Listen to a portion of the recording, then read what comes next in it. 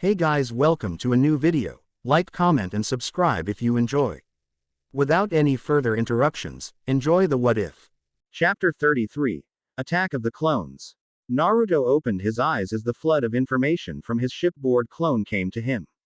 Since he had just received a clone download 15 minutes ago, not much was new aside from the plan, which meant he was ready to go.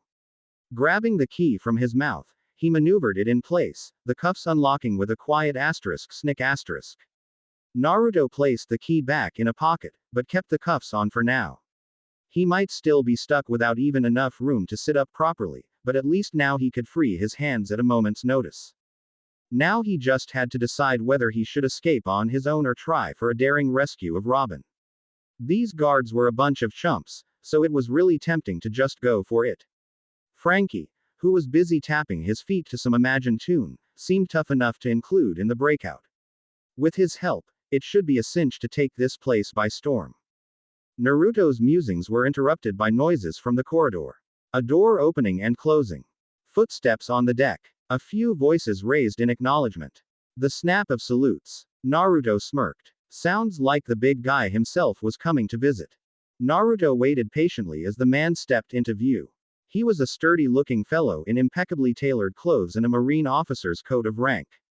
The officer had a hard face that watched the young prisoner carefully, looking for anything out of the ordinary. As a ninja, you had to develop a certain talent, almost a sixth sense for estimating foes. Chakra meant that even a relatively unassuming opponent could be inappropriately dangerous, so you had to pay attention to other signs. The marine officer made him think of a run-of-the-mill Junin-level ninja, the kind someone like Kakashi could defeat without any real trouble.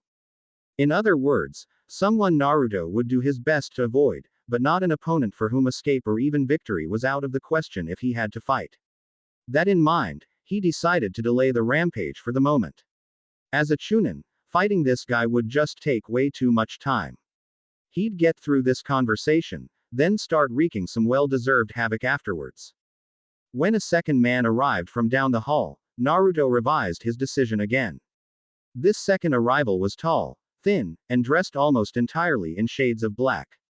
He wore a top hat and an artistically sculpted black beard that matched his dark hair. In a rather incongruous addition, there was a pigeon wearing a tie perched calmly on his shoulder. The man moved as if he wasn't even paying attention to anything in the room, but when his cold gaze slid across Naruto's cell, Naruto shuddered. The man in black felt like the worst opponent he had ever met. Naruto had never seen someone that made him more nervous in his life, and everything from his face, to his posture, to his measured and restrained movements made Naruto want to break out into a sweat. He was a killer, and he probably did it for fun. Before he even realized it, Naruto had decided his path.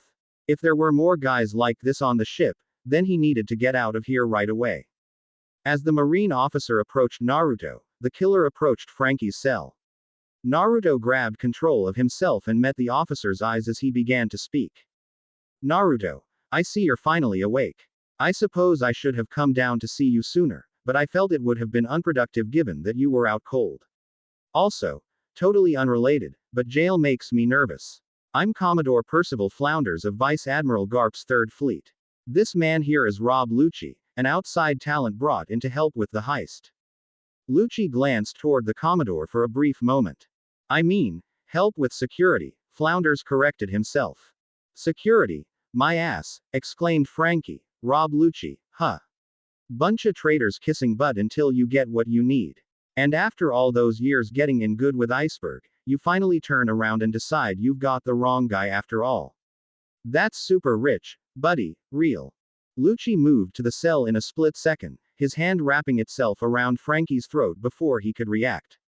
The cyborg slammed a fist into Lucci's outstretched arm, and the impact resounded through the hull like a cannonball striking a steel beam. Lucci's grip didn't waver in the slightest. Welp, thought Naruto, time to get the hell out of here. When the Commodore's gaze turned to Lucci for a moment, Naruto brought his hand to his mouth, biting down on his thumb until he drew blood. When Flounders looked back his way, Naruto resumed his normal look of irreverent boredom and began idly drawing his thumb across the metal ceiling of his cot. Unseen to his jailers, a very particular seal of summoning began to take shape. Flounders cleared his throat. We have a problem now, young ninja. 2. Really? First, your friend seems to have escaped us, and he was really the only assurance we had that you wouldn't just transform into the monster we saw on Long Ring Long Land Island. Lucci here seems confident you could be taken down if necessary, but I must remind you that Nico Robin is still on board this ship. If we sink, she goes down with us, and I'm sure I don't need to remind you that she cannot swim. Naruto snorted, amused by their misunderstanding. Though, actually, he had forgot that Robin couldn't swim. Still, it's not like he was just gonna call on the Nine Tails on a whim. Second, we need to know how your friend escaped us. We haven't seen so much as a hint of him since he slipped out. We can only assume that you can't do the same, or you would already be gone from here. Flounders shook his head as Lucci dropped his hold on the recalcitrant cyborg and walked over to Naruto's cell. Flounders continued to speak. Unfortunately, we can't be sure if your friend is still with us or not, and with who we're transporting we can't afford the possibility of a rescue. Rob Lucci has been ordered by intelligence to find out what you know, one way or another. Naruto, still sketching the seal, brought his eyes down to meet the Commodore's. Though the man seemed uncomfortable, there was no evasion or weakness in his face. And I'm sorry, kid. It'd be better to cough up what you know right away. This guy knows how to get his screws into you. Naruto worked his jaw, mulling the offer over. He had only a few sigils remaining to complete his seal. He spoke up. Well, you're right. I can't do what Sasuke did. Or at least, not right now. And yeah, he's still somewhere on the ship, but you'll never find him with just your navy chumps. Lucci turned to him and frowned, narrowing his eyes, making Naruto concerned his lie had been seen through. Flounders, however, simply nodded. We thought so. We'll need to know enough to find him. I want to make sure you're aware that as it currently stands you and your friend have no bounty and no warrants out for your arrest. The Admiral held no grudges. Lots of very important people are very curious about the island you both came from. As such, if you cooperate with us then we can make sure you get out of here without any trouble. You won't be heading for any prison after interrogation. Flounders suddenly acquired an odd, fixed sort of expression. Then you'll want to lay low for a while. A couple months is generally good, it gives time for things to cool down, and you'll be able to get somewhere where your face isn't known. Now, young guys like you generally can't wait to fence the loot and get back into the action, but you'll have better luck. Commodore, interjected Lucci, he's bleeding. I can smell it. What? Percival looked shocked for a moment, then sniffed the air, his nose twitching like a mouse. He turned back down the hall, calling, you. Get this door open right now. He looked back to Naruto. Kid, whatever you're doing, I'd advise against it. This guy's teammates are cold-blooded killers, just like him. If you don't help us find your friend, they'll find him and kill him, and I really mean that. Hey, I'm not worried, said Naruto, finishing the last stroke of the seal. Sasuke can take care of himself. Besides, what are you so scared about? I told you I can't escape the way he did. What are you doing? Asked Lucci, stepping forward. With one smooth motion, Naruto released his unlocked cuffs and brought both hands together. But I can do this. Ninpo. Gyaku Kuchio's no Jutsu. Kai reverse summoning technique. Modified. In the time it took Naruto to move his hands, Lucci had torn through the steel bars of the cell and lunged for the now free ninja. The last thing Naruto saw was fingers like grasping claws just inches from his face. Then he disappeared. Naruto reappeared in a familiar landscape, splatting on his back into a wet patch of mud. Now he was surrounded by oddly colored soil, mushrooms larger than he was, and enormous plants with colorful leaves. This was Mount Myoboku, mystical home to the ninja toads. As always, he was struck by the distinct impression that he had been shrunk down, which, honestly, could be the case. He wasn't really sure where exactly this mountain was, and Jiraiya had been evasive when he had asked, but right now all that mattered was that it was freedom. Naruto got up, standing freely for the first time in days, blinking in the evening sunlight as he looked around him. The reverse summoning technique was normally used for the toads to summon a contracted human as help if they were in trouble, bringing the target to Mount Myoboku in a reversal of the normal pattern. When the toad who summoned him ended the jutsu, Naruto would be teleported back to the exact location he had left from. But, as with all of the summoning techniques he'd seen, all of the blood, and seals, and ritual conditions were really only there to make the technique less horrendously inefficient. Teleporting a creature across entire countries in an instant was prohibitively costly in terms of chakra, which set odd limitations and forced most users to offer blood in its place. Jiraiya had thought about this for a little while and offered Naruto his usual advice, which was to have him draw upon his enormous chakra reserves and just pump in more chakra, then keep pumping it in until something fundamental in the framework of the technique broke. Long story short, it turned out two new things were possible with this modified technique. First was that summoning toads was doable in combat without the use of any blood or seals. Second was that he could force a reverse summoning without a caster on the other side. Still, he had to hurry. After all, he'd return to the exact spot where he left from, but a marine battleship wasn't a stationary object. Dashing through the shaded paths, he made his way to a large bent stalk that looked like a fat caterpillar. It was dotted with decorations and small windows. Raising one hand, he knocked hurriedly on the side. A high-pitched, elderly voice called out from inside the stalk.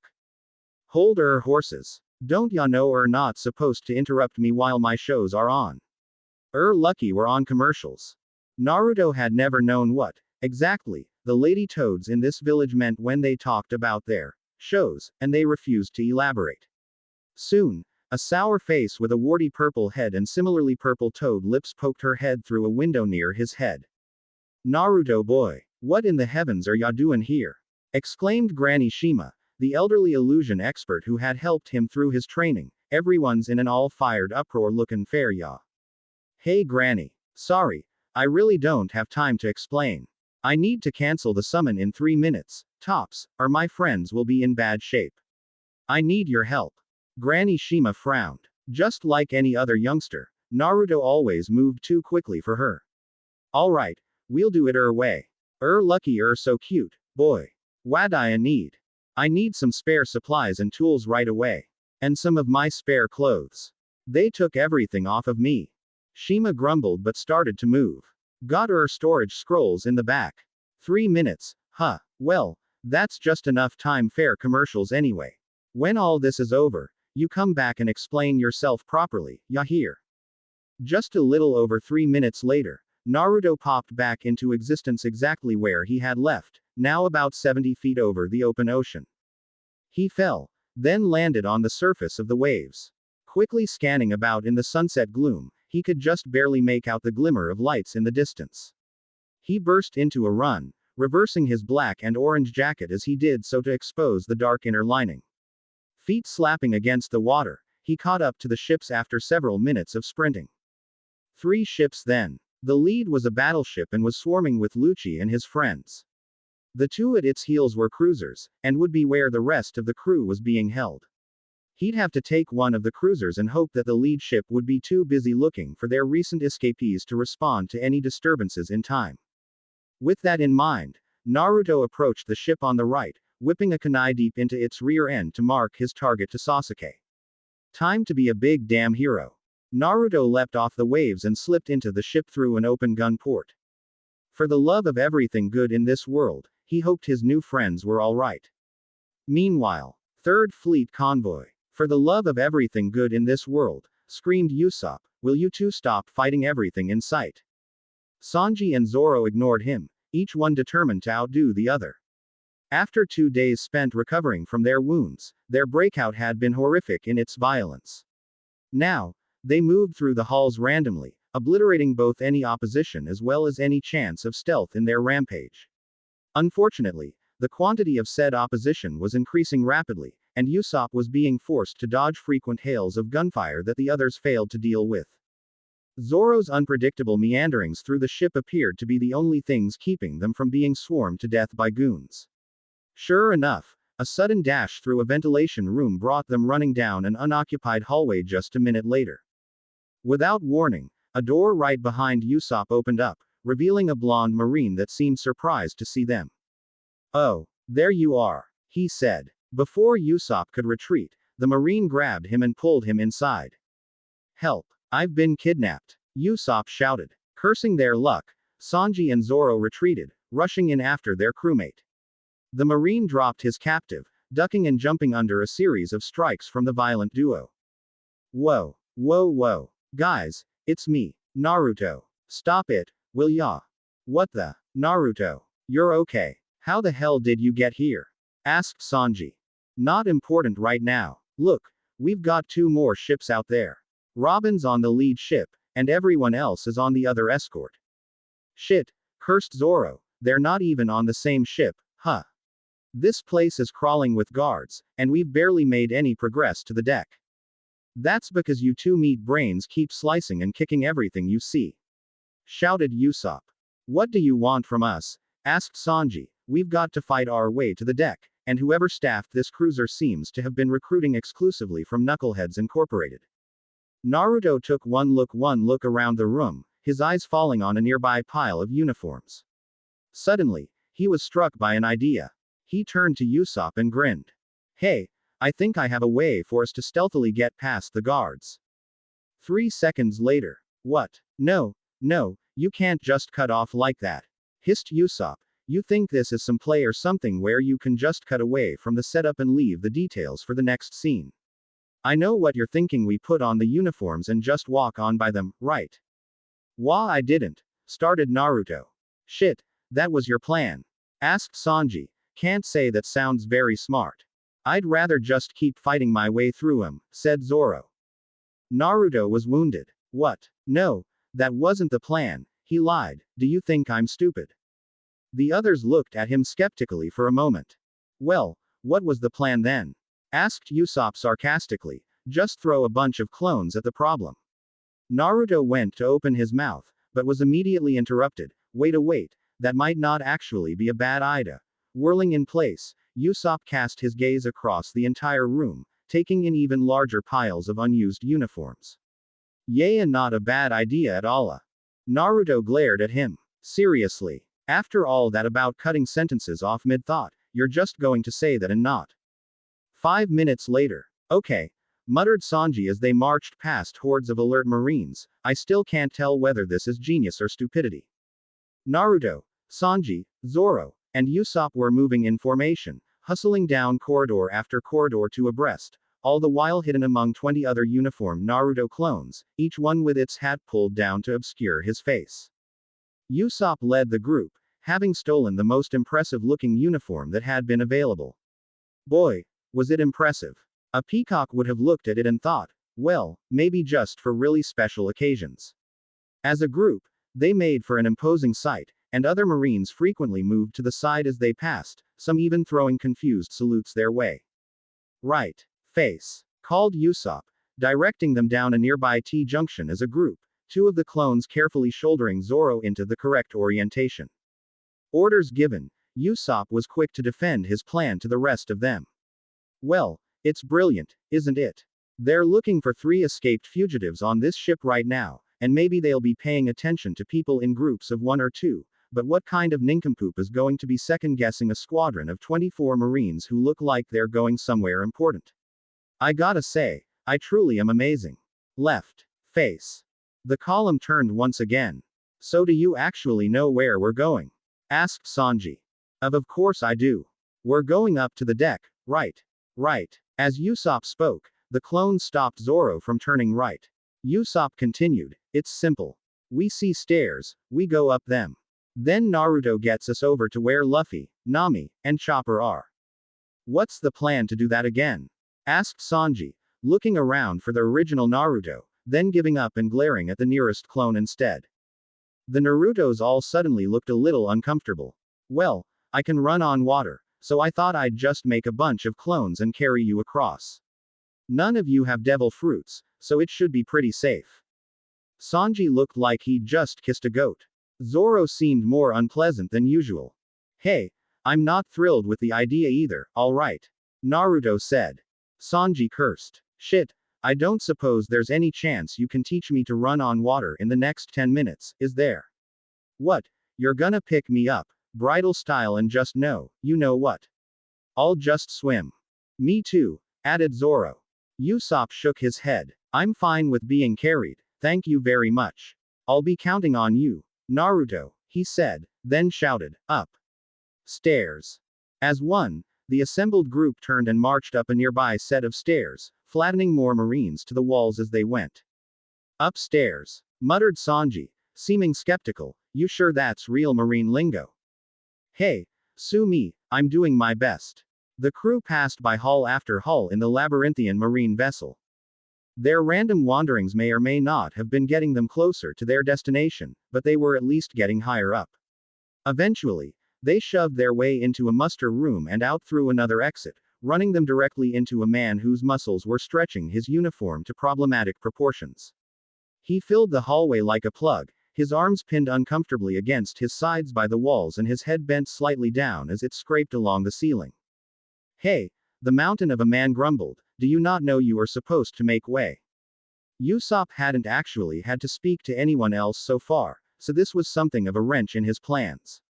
Never deterred, he drew upon his uniform's incredible gaudiness and assumed an imperious sneer. Don't you get in our way, you horrible, wretched man. Do you have any idea who you're speaking to? Major Brigadier Triple Lieutenant Stoltheim Rienbach IV on a surprise inspection tour, and I'll be dashed, I say if I'm spoken down to like that. Now stand aside. The man stared at them stone-faced, pronouncing his words slowly and carefully, enunciating every consonant. He had a gruff voice, and his careful speech seemed to be holding back a rather nasty-sounding slur. It put one in mind of a ham-fisted man painstakingly assembling a house of cards. Why do all of those fellows with you look the same? How dare you ask me questions, you miserable worm, you?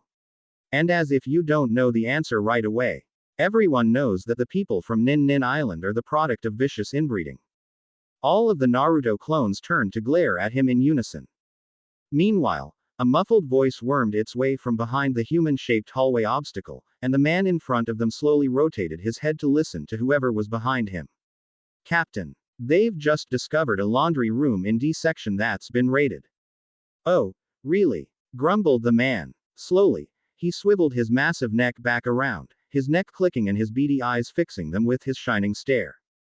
Shit, they're onto us. Cheese it, shouted Usopp, confidence switching to cowardice in one moment, then he scrambled back into the muster room at high speed, clambering over several clones in his haste. Backing away, the Straw Hats followed, only to find that each exit to the room was being rapidly covered by swarming Marines. Told you we should have just fought our way here, muttered Zoro. The captain of the ship advanced into the room, each step shaking the bulkheads. Unfolding his massive frame, he spoke to them. Greetings, my fine prisoners. I would like to thank you for taking such good care of my subordinates in and around the brig. In fact, I would like to convey the fathomless depths of my appreciation personally. After he spoke, the man removed his coat, revealing a buttoned shirt and a chest and shoulders that were far wider across than most men were tall. Zoro smirked. You the boss of this ship?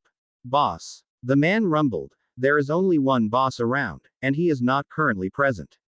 Besides, we are not supposed to call him boss, he added, using finger quotes with his meaty hands, since we had our change of circumstances. He is the Commodore, and I am a captain. Speaking of which, allow me to introduce myself. The Marine widened his stance, arms at his side in a gesture of supreme confidence. My name is Antonio Calamari Saldici, former muscle of Flounders fisherman and captain of this vessel. Finally, he smirked, something other than anger reaching his face. You can call me Tony the Sardine. The Straw Hats paused to take this in. Finally, Sanji spoke up. The Sardine. Not that I care to get all personal, Buddha with a name like Calamari. Wouldn't the squid be a better choice? The atmosphere changed in one horrible instant. Tony's brows furrowed, casting his eyes in shadow. His teeth ground together and his neck strained so hard that his throbbing blood vessels stood out on his skin. One by one, his knuckles popped, the noise sounding like firecrackers. Sanji, whispered Usopp, don't antagonize him. He's probably sensitive about his name or something. Shit, I didn't know he'd get all worked up about Ida. Heavy breathing filled the room, and the Straw Hats watched in horror as the man looked back up at them, murder in his bloodshot eyes and a slur on his words. Allow me to reiterate. Dad is, I'm gonna say it once more for Yusha. My name's Antonio Calamari Saldici, former muscle of Flounders fisherman and captain of Dis vessel. Yous guys can call me Tony the Squid. He changed it, shouted Usopp. Wait, he likes my idea better. This guy's a loony, muttered Sanji. Now, my soon-to-be recaptured prisoners, it's time to begin da pummelin'. The crew moved into combat positions, ready for when Tony would make the first move. But the man just stood there, a mountain of muscle blocking their path. With a sigh of impatience, Zoro moved to attack. His swords drawn, he dashed toward the man, only to dodge wildly to the side as Tony suddenly flexed his chest muscles, the shirt he was wearing tearing violently apart in a single instant. The abused buttons that had been holding his shirt together popped off with a sound more reminiscent of gunfire than of tailoring, and Zoro just barely avoided two of them, blocking the third with his sword. His grip shuddered from the impact, and he felt the vibrations all throughout his body. Usopp looked behind them and saw that the flying buttons had torn holes through the bulkheads and were now completely out of sight. He gulped, then returned his eyes to the action. With a small nod of respect, Tony the Squid rushed them, and the fight began for real. 10 minutes later. Above deck. Wow, what a fight! Exclaimed Naruto as the Straw Hats ran across the deck of the cruiser. I don't think I've ever beaten up so many goons before. And when he was picking up my clones and chucking them back at us like, holy shit. Yeah, thanks for that, by the way, grumbled Sanji. It was bad enough dealing with him and his marines without having copies of your shitty ass flying around all over the place. Ah, he was nothing, boasted Usopp, he wasn't anyone important. I bet he was, like, a side character or something. You know, just filler. Usopp, what the hell's gotten into you, recently? Asked Sanji. You're freaking me out a bit. Hey, you know what I mean. If this was a story, I bet that fight wouldn't even have warranted any screen time. Maybe their boss would, but him? No way. Shaking his head, Sanji dashed over to the side of the ship, scanning the night sky. Look, there's the ship where Nami and the others have got to be. It's not so far. No problem for us to swim. I'll stick high and dry, if that's all the same to you too, said Usopp. He turned to Naruto. Ready? Yeah, just wait a sec, said Naruto, I've got something I need to do. Without any warning, Zoro jumped overboard. Shit, cursed the long-nosed sniper, Sanji. Make sure he doesn't get lost and end up back at Ninja Island or something. Muttering dire imprecations under his breath, Sanji jumped in after their swordsman. Naruto, whatever you're doing, make it quick, called Usopp, nervously watching as several marines on deck took notice of them. Stepping out into an open area of the deck, Naruto focused, then brought both of his hands together. Taju Kage Bunshin no Jutsu, Mass Shadow Clone Technique. The deck was now littered with hordes of Naruto clones. Usopp tried and failed to count them.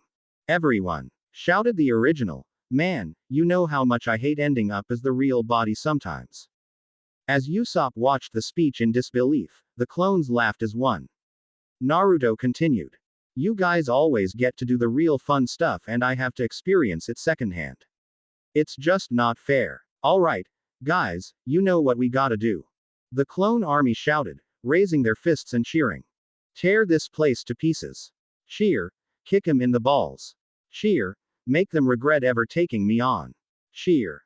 In short, go. Wreck. Shit. Got it, boss. Chorused the deck full of clones, already skirmishing with the scattered marines pouring in from the lower decks. He turned back to Usopp, who was staring with his mouth hanging open. What? Asked Naruto. You guys are bull. Shit. You know that, right? Naruto laughed. I know, and I love it. Come on, let's get out of here. Naruto ducked down, allowing Usopp to clamber on top, piggyback.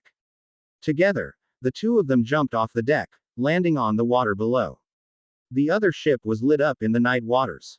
They would be fighting from the moment they reached the other side. Chapter 34. Doubt and Trust. Third Fleet Naval Convoy. Luffy, Nami, and Chopper were finding escape hard going. It had been only a couple days since their incarceration, but with Chopper's aid Luffy had finally healed enough to be up and useful. Unfortunately, neither of those two would be of much use in a breakout attempt. Any devil fruit user was kept docile and weak by using seastone restraints. Nami had been the only person that hadn't shared that weakness. Unfortunately for the Marines, Nami had a long history of escaping prisons. A couple whispered words, a picked pocket or three, a flash of cleavage, some minor concussions, and they had gotten free and retrieved their gear no problem. Her log pose had been shattered during the capture, but it hardly mattered. It would still be configured to get them back to the island they had just left. Still, Luffy and Chopper were unshackled successfully, and it was only afterwards that they started running into trouble. "Welcome, pirate scum," shouted the PA system, as bulkheads slammed shut around them. "Welcome to your demise. Allow me to introduce myself. I'm the captain of this ship, Sebastian Weber, former mastermind of Flounder's Fishermen." Just Sebastian. That's it. No fish-themed moniker or anything like that, I assure you. "What in the world have we wandered into?" muttered Nami.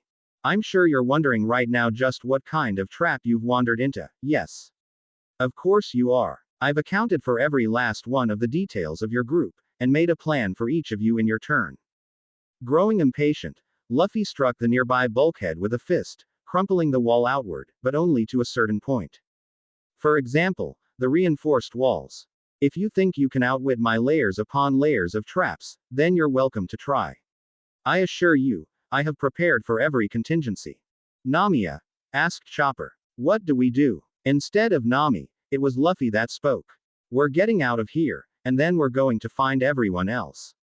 That's what. No stupid Marine is gonna stop me." 15 minutes later, Luffy, Nami, and Chopper spent the next 15 minutes testing that boast to its limits. Dodging pit traps, seawater chambers, spiked walls, springboards, and exploding mechanical target dummies was dangerous and tricky business, until all of a sudden everything stopped. The traps stopped, the PA announcements stopped. It all just stopped. There didn't actually seem to be all that many Marines on board this ship, or at least not down in the trap-filled bowels, so the three of them made their way to the deck fairly unscathed.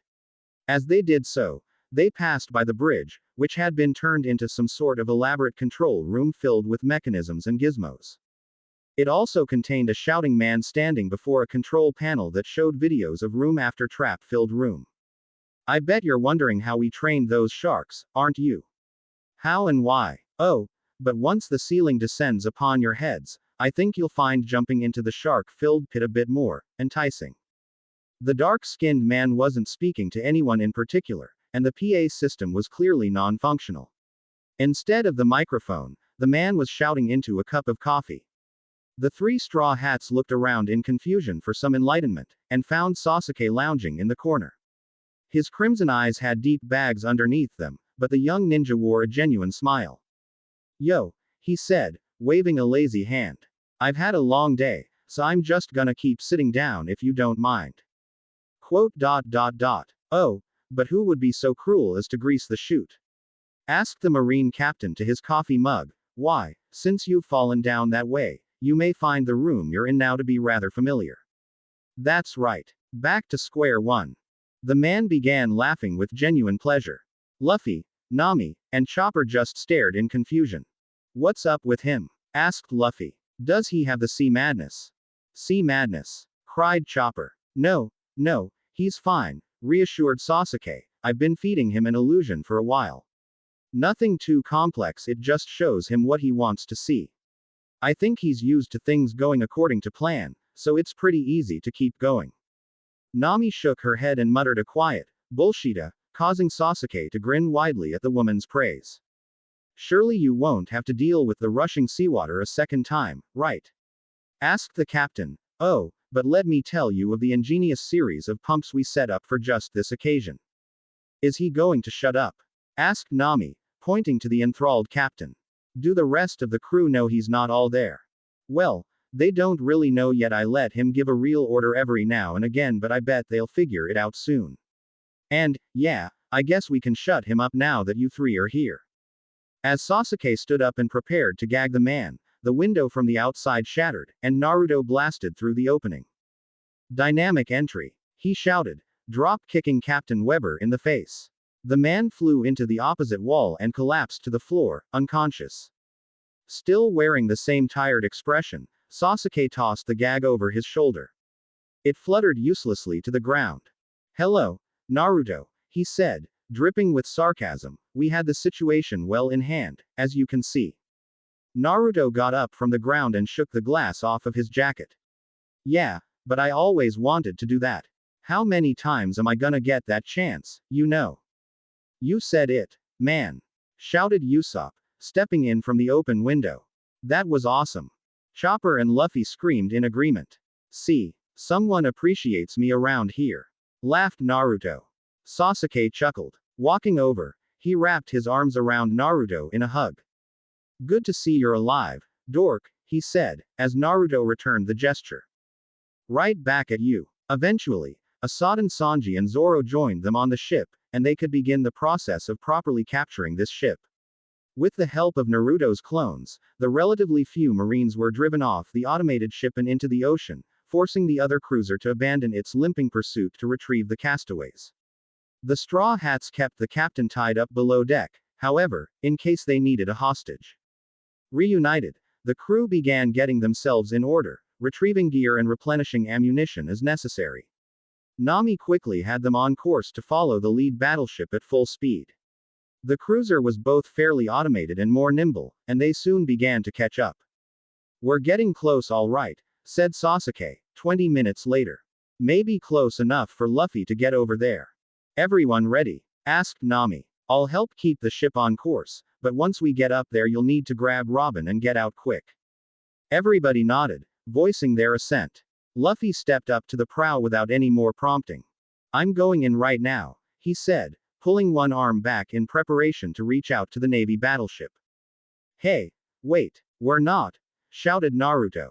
Luffy's arm shot out, only to be stopped when a wall of grasping, feminine hands rose up from the deck. Startled, he pulled back his stretch, falling to the floor in the effort of avoiding a harmful collision with the wall of arms. Each hand linked with another, each wrist sprouting a duplicate. A fence of arms several feet tall was created before their eyes, each sprout marked with a musical tone. What the hell? Said Usopp, eyes wide at the unexpected spectacle. Oh, thank goodness. She's okay. Nami sighed with relief. Robin, called Chopper. It's Robin. She's all right. Yeah, she is, agreed Sasuke. Unlike the others, he was frowning, staring off into the darkness with his enhanced vision. She's on the deck. She's alone, and she's not handcuffed. I see binoculars. Suddenly there was laughter from behind them. Turning around, they saw a single mouth on the forward mast, quirked in an unfamiliar sneer. Bit by bit, more mouths began to sprout from every available surface. That's cute, they said as one. It's really quite adorable that you would pull back out of concern for my safety, Mr. Captain. But, as you can see, I'm quite safe already. More quiet laughter, each mouth now slightly out of sync. I'm sorry, since I've become well aware of how dense you all are, I think I should make things more clear. This is the part where I betray you. The part where I betray you. The ship around them was a nightmarish hellscape. Mouths and arms sprouted from every surface, smiling, laughing, or waving. The limbs moved and twisted in every direction like some strange sea creature. There were hundreds of arms across the deck, but worse by far to the Straw Hats were the words that each mouth said, each one sliding in and out of synchronization with the others. You knew how this had to go, didn't you? I joined you as an enemy. I never participated in your laughter. I always stayed apart. I gathered information, all the while smirking behind your backs. I was never really a member of your crew. With a pathetic noise, Chopper cried out in confusion, unable to voice his dismay. You were all fools to trust me. Not since I was a child did I find a group of people so utterly gullible. To think I'd even be kept well fed and comfortable as I worked. It was like a vacation. I almost had you all bundled up and given straight to the Marines, too. Your actions in Alabasta earned you quite the bounty, and the Marines were willing to pay more for even fragmented information on the ninja clans and their powers. Sasuke cursed, thumping the railing at the prow. Beside him, a sprouting hand touched his own, then reached out to his face. He struck out, knocking it away, and it disappeared in a puff of flowers. There was more laughter. Oh, curious one. Did it really not occur to you? The truth, even when an admiral said it straight to your faces. Mr. Uzumaki, did you still not realize it when I wasn't even kept imprisoned with the rest of you? Swallowing a lump, Sasuke looked over to Naruto. His friend was staring off into the distance with a concerned expression. Goodbye, everyone. You at least made it easy for me to betray you. Don't embarrass yourselves by coming after me. One by one, each phantom limb disappeared, exploding into a shower of petals that grew and grew into a cloud that drifted away on the night wind. Robin turned around and walked away from the stern of the ship. As she stepped below deck on her trip back to CP9's quarters, she felt a presence behind her. Rob Lucci watched her from just a few feet away. She was an instant from a violent death. It didn't matter. Well, she asked, was that sufficient? Do you need me to tell you what was said? No, he said, I heard it all, Nico Robin. I'm glad that you can at least see the wisdom in working with us. Though, I must say, I am also somewhat disappointed in you. Oh, she asked, not really caring one way or another. To think that after all these years you'd finally be tripped up by getting attached to people weaker than yourself. With that, Lucci turned and walked the other way, adding only, disgraceful. She didn't know what to think about that.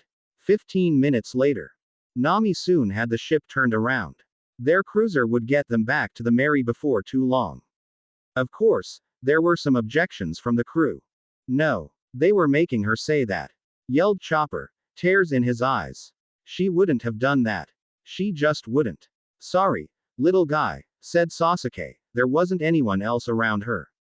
She was free. If she had wanted to, then she could have just let Luffy here grab her. She would have been back with us in seconds. Luffy was silent. He had sat down on the deck and was facing off into the distance back toward the departing marine battleship. All those things she said were right, said Zoro, leaning against a nearby wall. She betrayed us. Shit, added Sanji, grinding out a cigarette. Not the first time I've been betrayed by a lady, but I really didn't see this one coming. No offense, Sanji, but if you didn't see this coming then you're kind of dumb, suggested Usopp. Nami and I have had our eye on her from the beginning. Isn't that right, Nami? I guess so. Yeah, muttered Nami, her voice uncertain. I mean, I told myself to expect this, but still, somehow it just seems weird. I mean, what does she really gain from this? The bounty, said Zoro, whatever deals the Navy offered her. She's a wanted criminal, after all. Yeah, I know, she said, that's just it. Are they really gonna pay her, of all people? Didn't that admiral say she was wanted dead? That they didn't trust her? So, what, they just sort of played along with her scheme? Nami shook her head. I just don't understand why. Sasuke sighed, slumping down against the railing until he reached the polished floor of the deck. Sometimes people have their own reasons for cutting ties. She's in a tough spot, too. Sasuke suddenly became aware that Naruto was staring at him. He looked back, then broke eye contact. What with being captured, he still hadn't had time for that talk about leaving the village. Who can really say what her reasons were, said Usopp, but the fact is that she tried to hang us out to dry. We're certainly not gonna go after that marine battleship with who knows what on it. Ears, said Luffy, his voice uncharacteristically somber. This was the first time he had spoken since the message had ended, and despite their heated feelings everyone stopped to listen. Ears and eyes, he continued. Yeah, well, we're watching and we're listening, said Usopp, what do you want? She didn't make any, he stated with finality. Several of the crew looked around in surprise, as if trying to remember the positions of everything they had seen. What about it? Asked Zoro. You think her not wanting to hear or see us is related to this? Said Nami. I don't know. There are a lot of reasons she might not have listened in. She had binoculars, added Usopp, bringing his hands up to his eyes and pretending to focus them. Luffy said nothing. Around the circle, a few of them shook their heads. It was Naruto who broke the silence. Sasuke, do you remember the day we became Team 7? Yeah, of course I do. Where are you going with this? Well, Naruto rubbed the back of his neck uncertainly. I keep thinking it's kind of important here, you know. What? You don't think so? Sasuke looked back, confusion in his eyes. The others looked even more puzzled. What do you mean? Asked Chopper, looking at Naruto. Well, Soa, it's like this. Sasuke and I are actually part of a 3-person team. Our other friend's name is Sakura. She's apparently coming after us, so you might get to see her sometime, but I guess we only got her message a few days ago. Anyway, she's the same age as us, you know, and when we started getting trained to go out on missions, we got given over as a group to a real hard ass named Kakashi. He had his own final test that we had to pass before he'd take anyone on as part of his team. Naruto paused, glancing over at Sasuke. Is this about what he told us? Sasuke asked. People who leave their teammates behind being worse than trash. Luffy stared back, unblinking. Several of the others looked uncomfortable, but Naruto shook his head. No. Well, kinda. He looked back to the others. See, the thing is, he wanted to make sure everyone would stick up for each other and not give up on their teammates. So he gave us a test where he kicked our asses and told us to impress him, but the real test was something else. When it was all over, he failed Sakura in front of us and said she would hold us back or get us killed because she couldn't hack it. If we argued, he'd fail us both along with her. Naruto chuckled bitterly. I mean, Sasuke and I didn't even need to think about it. I guess that was just us, you know. We were always fighting with people who thought they knew better. So we told him to screw off. Naruto paused, gathering his words, but this time no one said anything. After a moment, he continued. So he said we all failed, just like he said we would. But Sakura stood up and said that if it really was true that she'd just hold us back or get us killed, then she'd make sure we couldn't come back for her if it were a real mission. Then she forfeited. Suddenly, Sasuke looked ill. Naruto continued. I didn't really get it at the time, you know, but now that I think about it, I think she kinda meant she'd kill herself. I mean, that is what ninja do sometimes if a serious mission goes bad. Like, we were just kids, so maybe she didn't really mean it in her head or whatever, but that's what she was thinking. Sanji turned away slightly and took another drag on his ubiquitous cigarette. Nami brought a hand to her mouth. Chopper looked very worried indeed.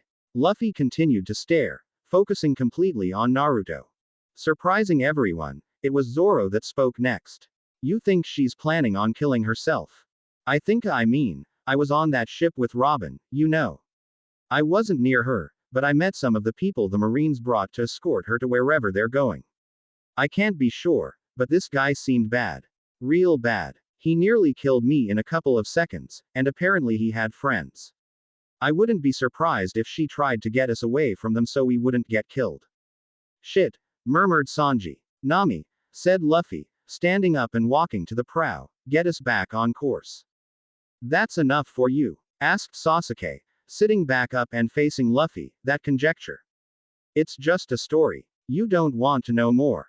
Luffy continued walking. No. Nami looked off balance for a moment, then nodded and stormed off toward the helm. Sasuke spoke again, calling to Nami as she left. Is this normal for him? He doesn't even want to know. Nami froze mid-step, then clenched her fists. She was looking away from him, silhouetted against the moonlight. Yeah, that's Luffy. He's, voice breaking, she swallowed a lump in her throat. That's just him. She paused again, and when she spoke her voice was filled with anger. But it's not enough for me. Sanji. Yes, Nami. Go get the captain of this ship. I think we have some questions for him. Captain Weber was quite willing to tell them what they were looking for. Nico Robin was the scion of a clan of researchers on an island known as Ohara. Unknown to the world at large, those scholars possessed knowledge forbidden by the world government. Having lived without parents since she was 2 years old, Robin taught herself all that she could to follow in the footsteps of her mother, an internationally wanted criminal known to possess the knowledge required to decipher forbidden artifacts. When she was 8 years old, the island she lived on was visited by Cypherpole 9, a secret police organization that Rob Lucci would later become a part of. Having found the rogue scholars and proved their crimes, CP9 ordered that the island be cleansed by a concentrated naval bombardment designed to sterilize it of any and all life. The attack was known as a Buster Call. Due to traitorous actions undertaken by a rogue vice admiral, the young Robin survived, but she was the only one to leave that island alive. From the age of 8, she was given a bounty of B-79 million, due solely to the danger that she posed to world stability, and she spent the next 20 years hiding, cheating, betraying, and being betrayed by the various people and organizations that took her in. Hold on, growled Nami, clenching her teeth. 8 years old. She had a bounty since she was 8 years old, and you expect me to believe this story of her being some sort of treacherous devil child? Oh, no, don't misunderstand me, said Captain Weber, trying and failing to adjust his shattered glasses while tied up. The official story is a load of codswallop.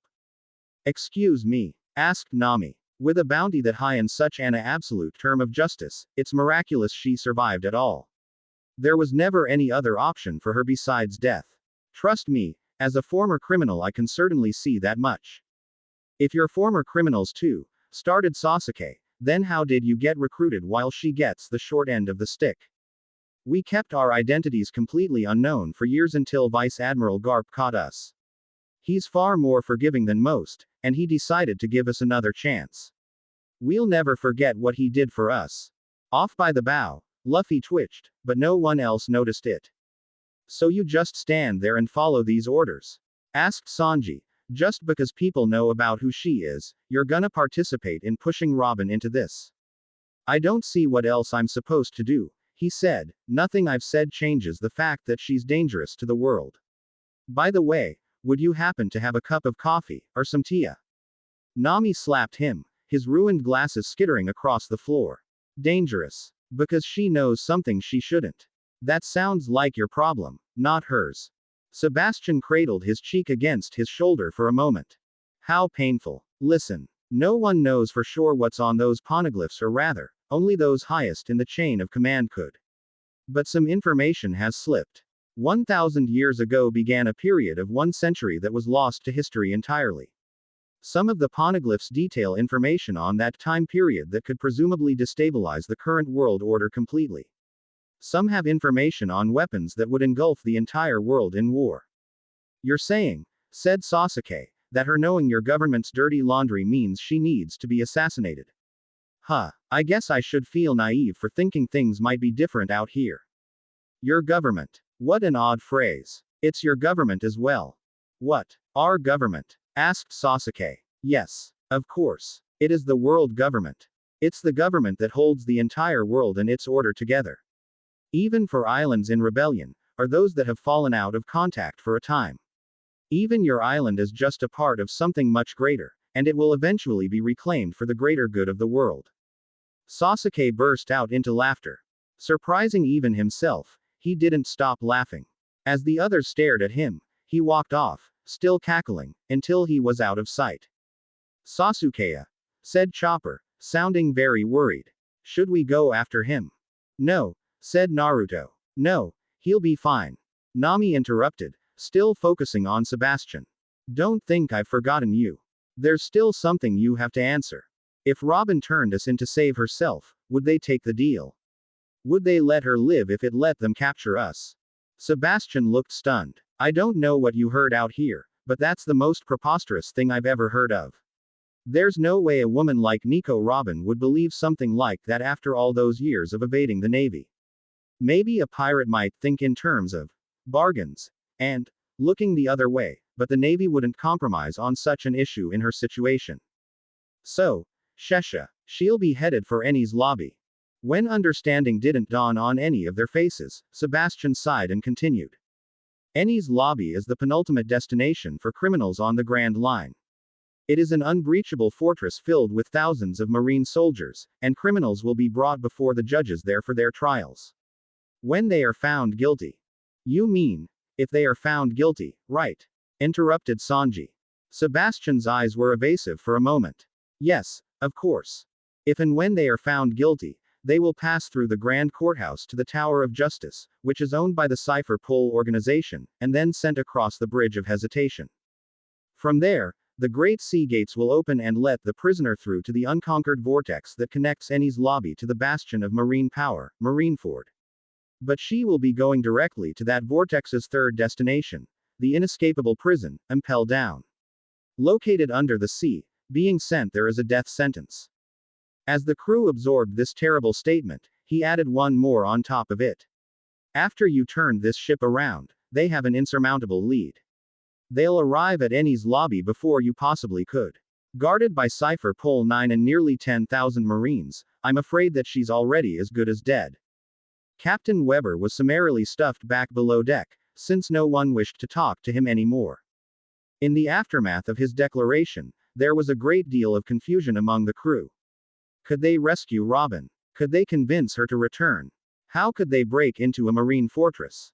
Guys, called Nami, waiting until she had the attention of everyone still present, don't you see it? She did this for us. Robin sacrificed herself to save us. When it was time to decide, the Straw Hats' show of hands was just that, only for show. They would be taking Enies lobby by storm. There was no point to holding back. The Marines knew all of their faces now, so they would all be getting bounties either way. The crew spent the last few hours before reaching the island preparing. Nami's staff was recharged as she got the ship back on course. Chopper gave everyone a checkup after the recent ordeals.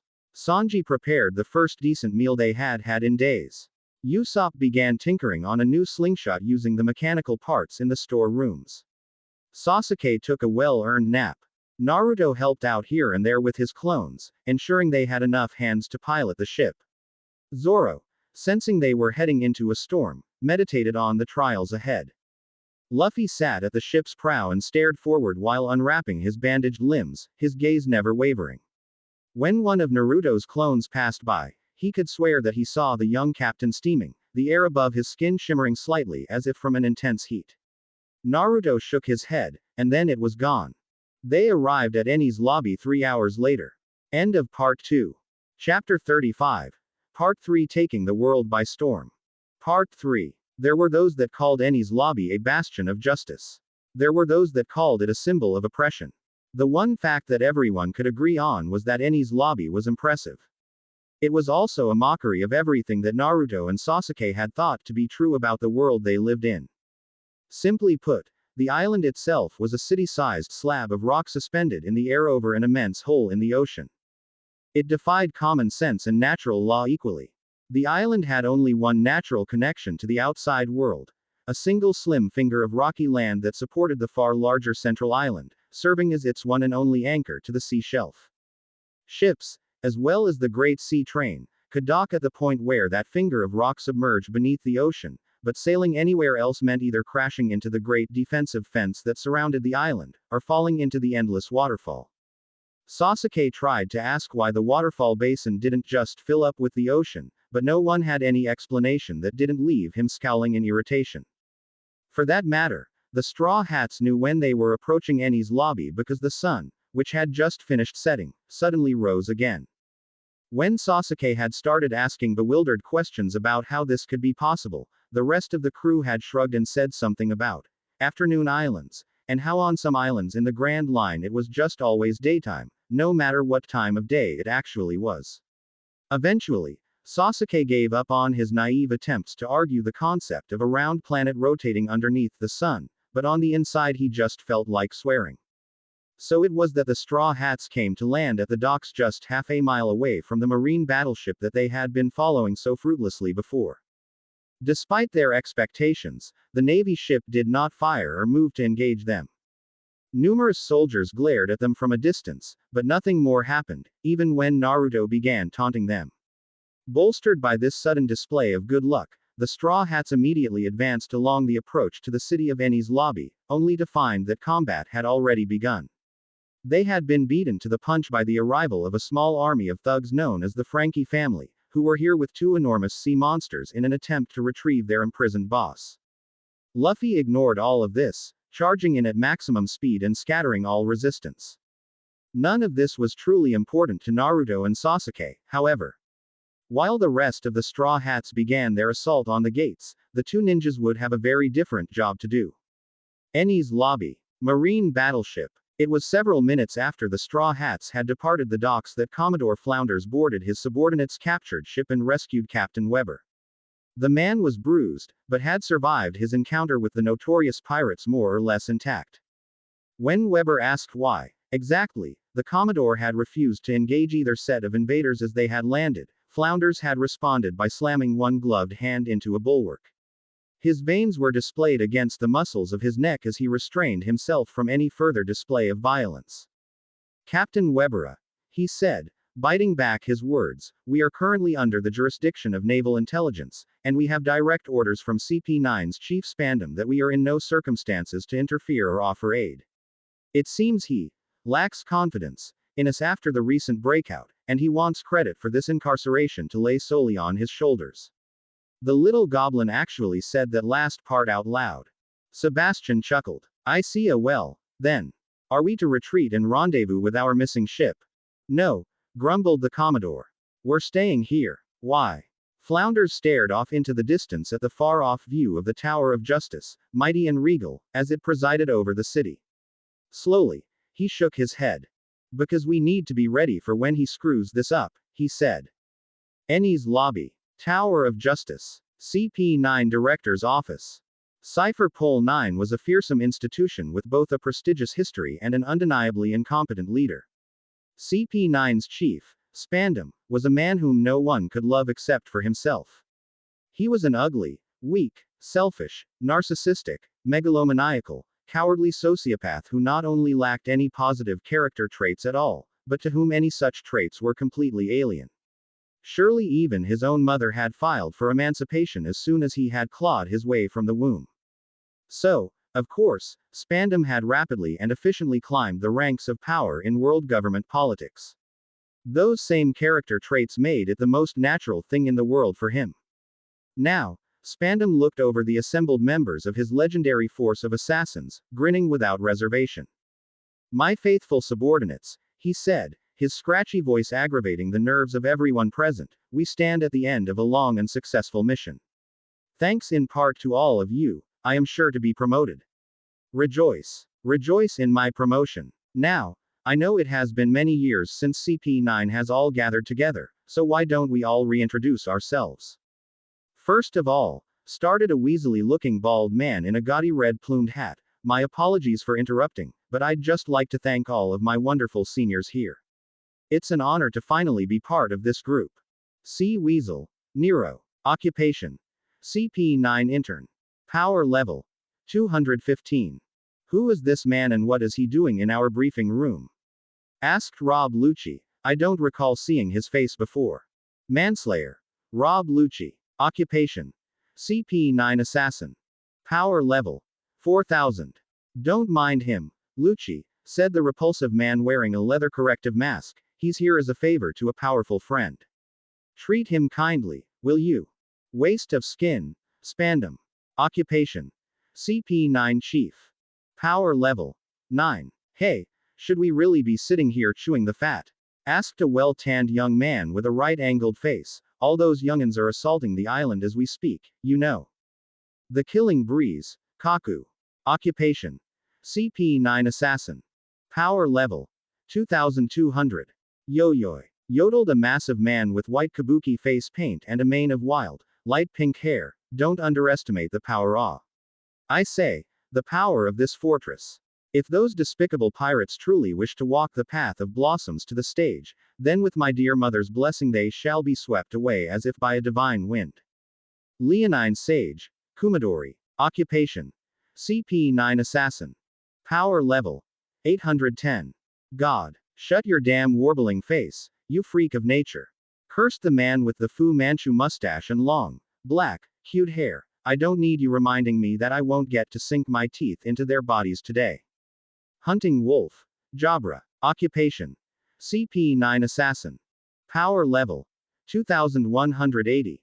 How dare you talk about my body in the workplace, chastised a woman with honey blonde hair and a black fishnet dress, adjusting her glasses with one hand. That's sexual harassment. Queen of Calamity. Khalifa. Occupation. CP9 Assassin. Power level. 630. Chapapa. The high-pitched laughter came from a horribly rotund creature with lank green hair and a yellowed zipper for his teeth. The joke is funny cuz he wasn't even talking about your sexy body. But now I am. Chapapa. Silent. Owl. Fukuro. Occupation. CP9 Assassin. Power level. 800. Spandam cried out in surprise as a phone rang right behind his head, his coffee flying everywhere around him. Lucci's pigeon, seeing a blob of coffee approaching its master, launched itself from its perch on his shoulder, deflecting the midair drink with one flap of a mighty wing. Who? It called. Eagle Hunter. Hattori. Occupation. Pigeon. Power level. 22. Sputtering, Spandam got up from his seat, grabbing the Den Mushi. Yes. Hello. Report. KSSSHH. Sir. This is the island gates. We, KSSHH. The giant sir, KSSHHH. We've got eyes on Straw Hat Luffy. He's taken out more than 5 Hana. Ensign. Marine soldier. Occupation. Cannon fodder. Power level. 10. What? 5 Hunig. What are you talking about? 5. He's taken out 5 soldiers. Don't waste my time. Spandam slammed the receiver down, but failed to end the connection, rendering the line busy and useless. Useless, all of them. Why the hell are they worrying? We're as good as invincible here. Sir, said Lucci, perhaps we should move on with the prisoners. Surely we're done here. No, wait, I have something else for you all. Now that we're all here. Spandam paused and looked around the room. Wait, isn't someone missing? A big guy. No, it's your imagination, said Lucci. Get on with it. Spandam shook his head, grabbing 2 inlaid boxes from a nearby table. Right, Khalifa. Kaku. I have a gift for you two in celebration of a job well done. As the 2 assassins watched, Spandam opened the lids, revealing the 2 strange and mysterious fruits inside. Ah, shit, screamed Jabra, jumping away in fear. That's a devil fruit. The hell are you bringing him in here for? Don't get it near me. Jabra, asked Kaku, picking up one of the fruits. What's the gosh darned ruckus about? Jabra raised his sunglasses, his scarred eye now clearly visible in his fear-stricken face. Idiots. Don't you know there's a devil in these fruits? I've already got one. You get that thing near me and they'll start fighting. Everyone knows that. Kaku looked around in confusion. You think so? I haven't heard anything like that before. Jabra, don't be fooled, said Lucci, shaking his head in exasperation. That's only a problem if you eat 2 of them. That was proven a long time ago. For that matter, you should know better than to believe in such frivolous superstitions. There are no demons. It's just a name, nothing more.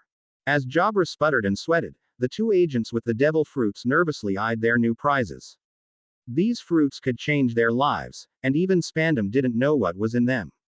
Which, admittedly, was probably just a result of Spandam's staggering incompetence, given that there were books with almost every devil fruit listed by its appearance.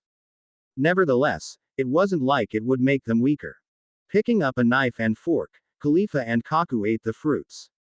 The events of the Straw Hats' advance to the roof of the Grand Courthouse hardly need to be restated, and they will in any event later come to be retold in numerous stage adaptations by subversive revolutionary theater companies throughout the known world.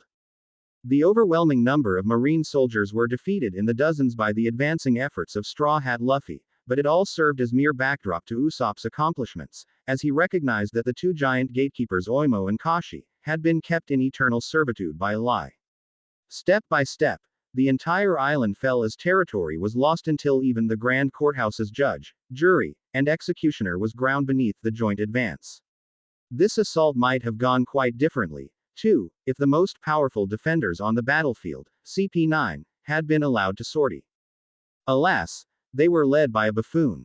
Every one of these losses would become well known in the future as symbols of the vulnerability of the apparently invincible world government.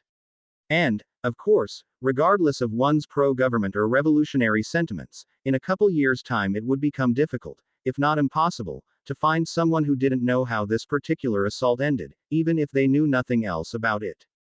But all that comes at the end, which would make no sense without the beginning. For now, the Straw Hats and the Frankie family drove in like a spear straight for the vitals of the judicial island, overturning every defender that stood in their path, just like it had happened in the stories. This isn't a story that attempts to rehash that legendary advance.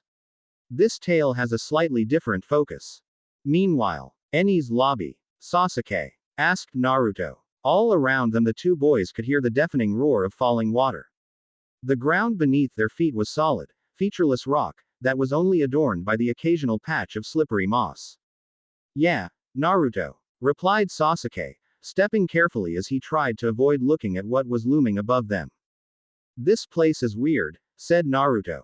Yeah, it is. A careless step by Naruto kicked loose a small fragment of rock below his feet. In defiance of common decency, the rock fell upward, disappearing from their view.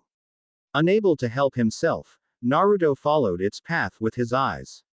Everywhere on the horizon a gargantuan, all-encompassing waterfall poured what seemed to be the entire ocean into its basin. That wasn't the problem. Waterfalls and ninjas went together like kunai and explosive seals. They were a perfect match. Both of the boys were fine with waterfalls.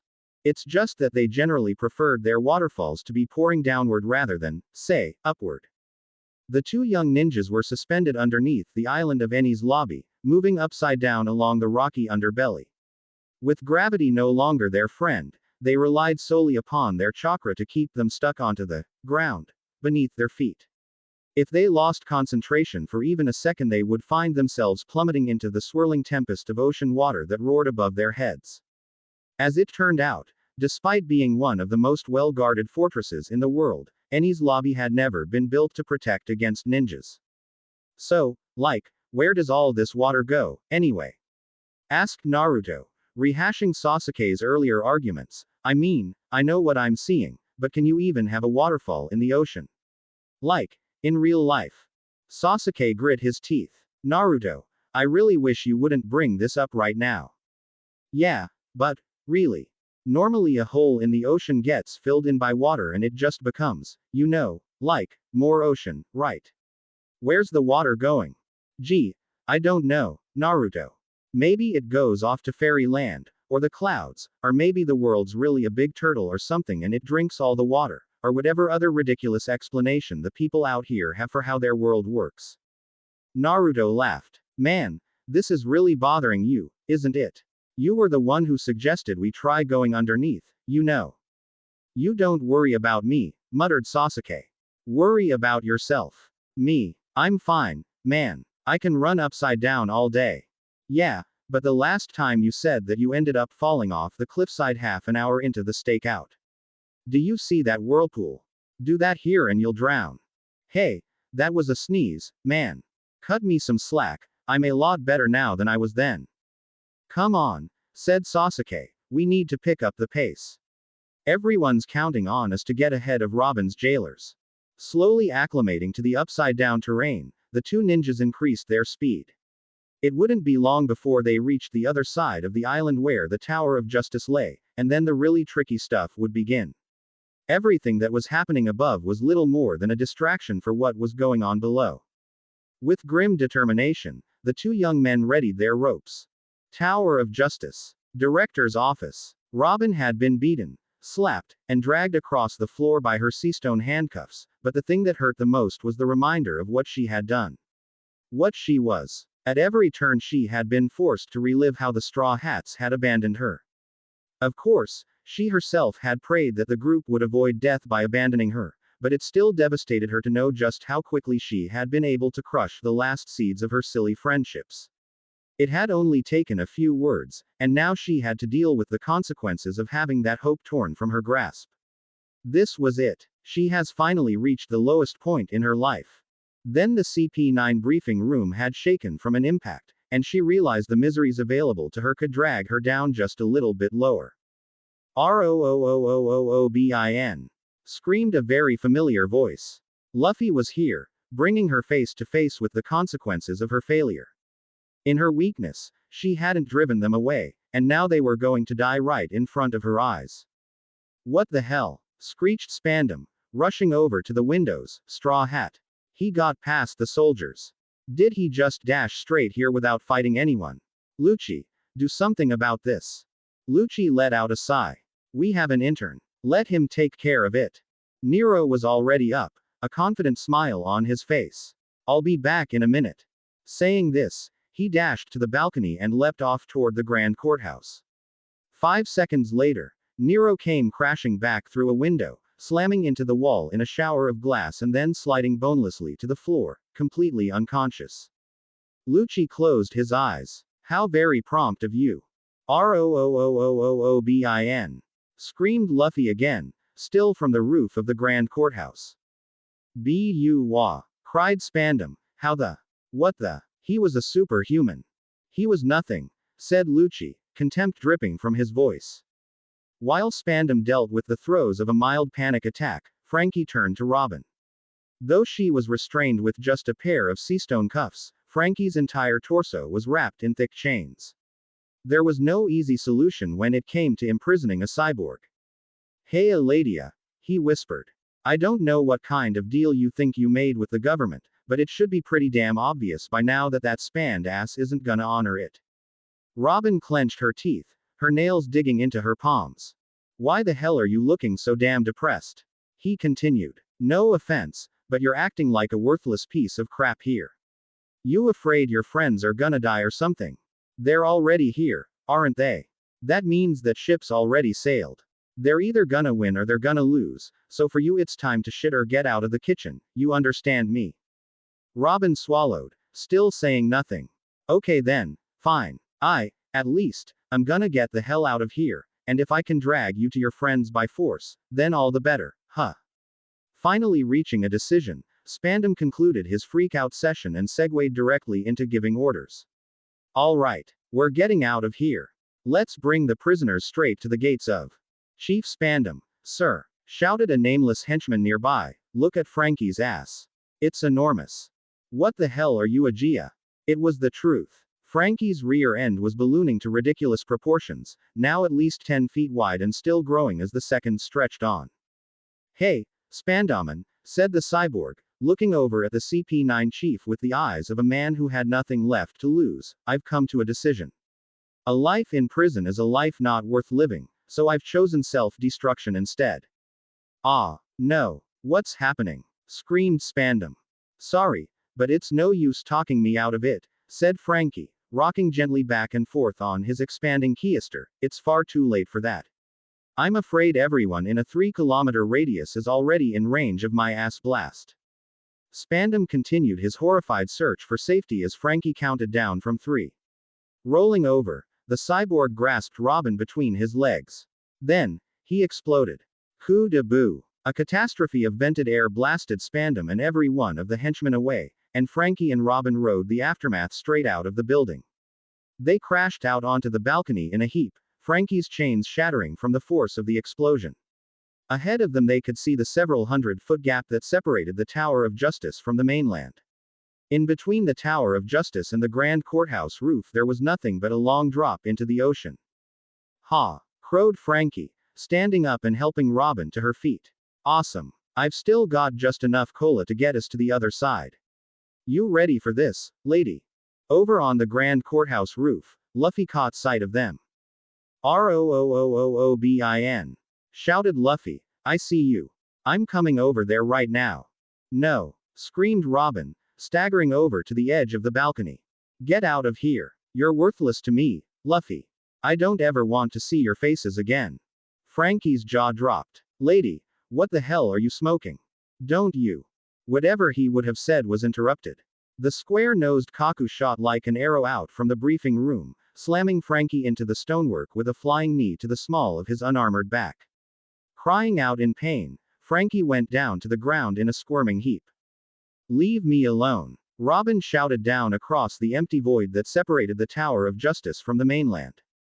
"Not gonna," shouted Luffy. She tried again. "Go away. Let me die. I don't want to live like this." As Robin cursed and screamed down at the young man, she could feel everything slipping away from her. Her cries were falling on deaf ears. Luffy didn't budge an inch. Beside her, CP9 assembled on the balcony, the better to look down on the intruder.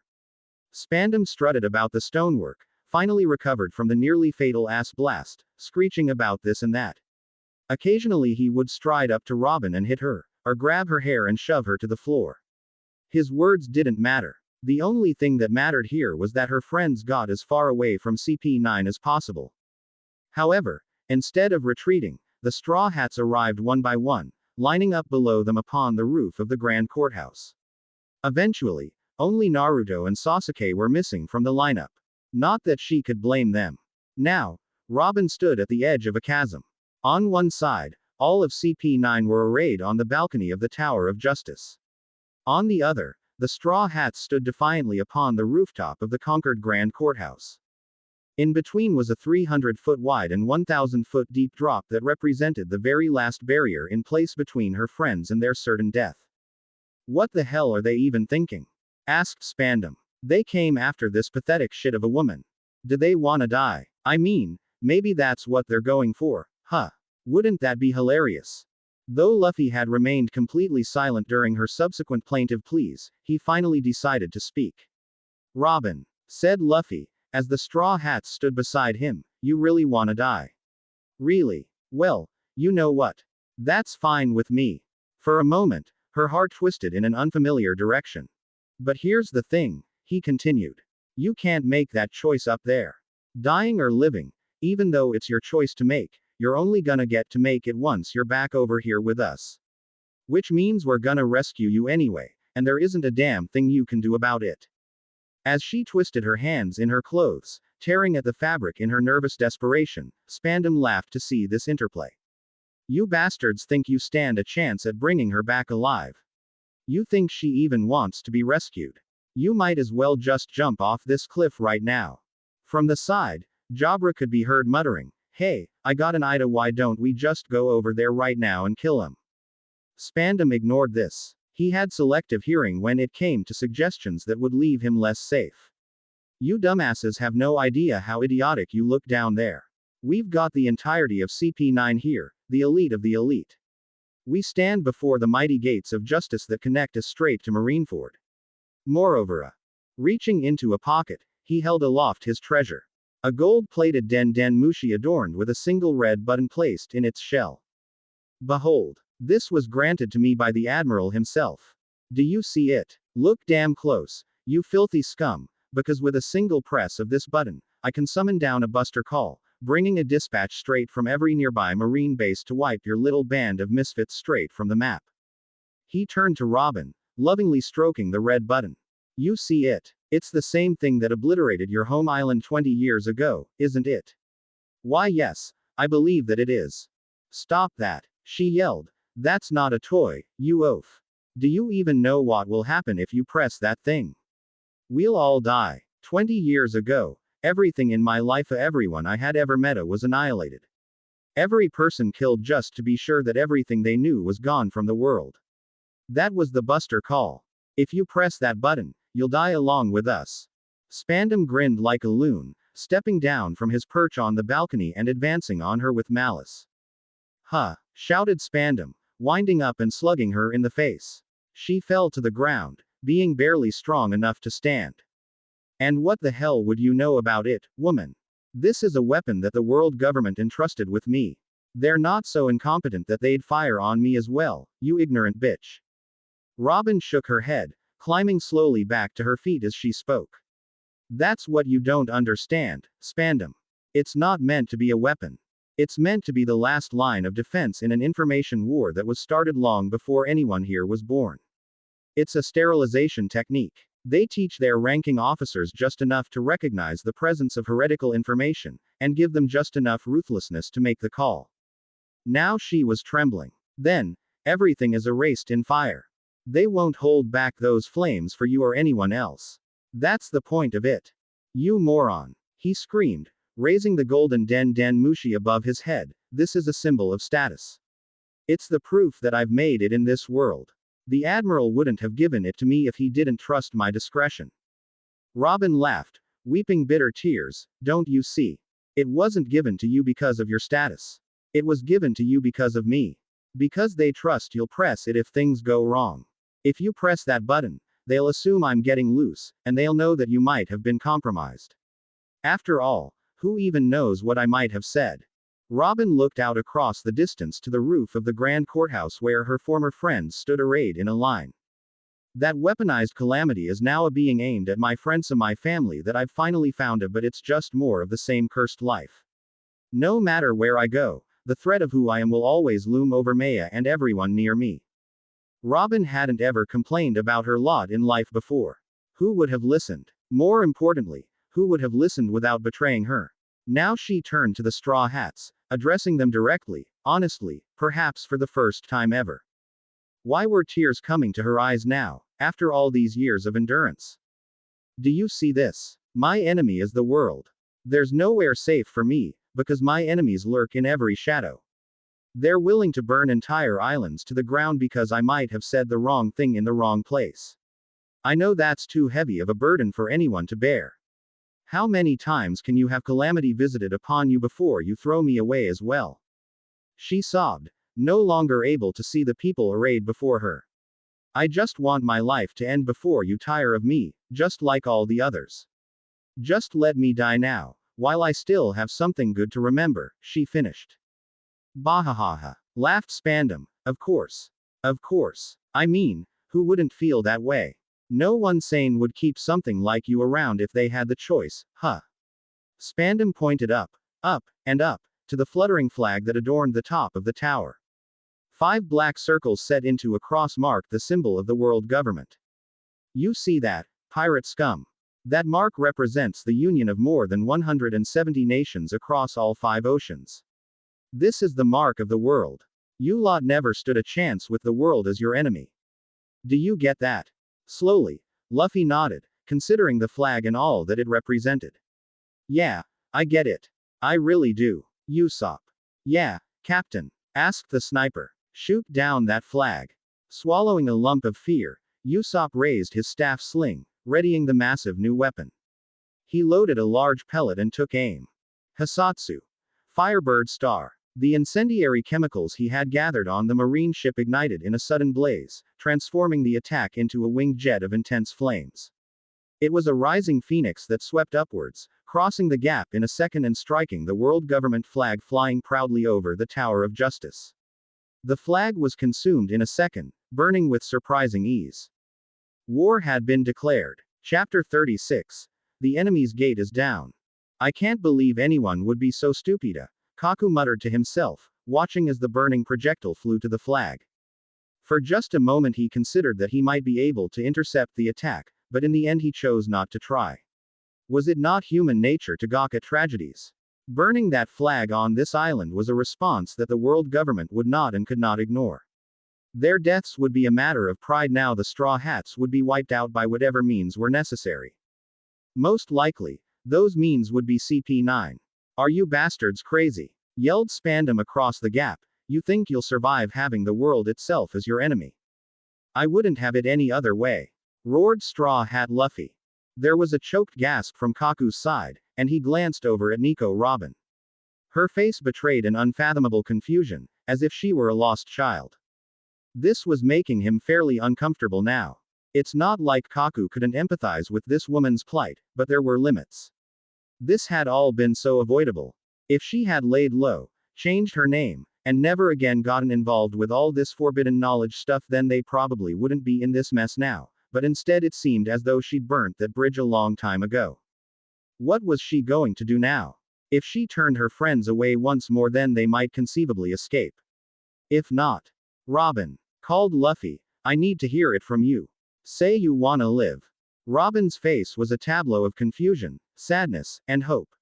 She had been thirsting in the desert and had found an oasis. She had been starving and had found a feast laid for her. She was bone weary and a bed had been made without question. Her mouth slowly dropped open, forming words without breath as tears streamed down her cheeks and mucus ran from her nose. She was beyond the concerns of the world, beyond anything anyone else might think of her. She now believed in the words of the man across at her as firmly as if they had been chiseled in stone by the finger of a god. Robin took a deep breath.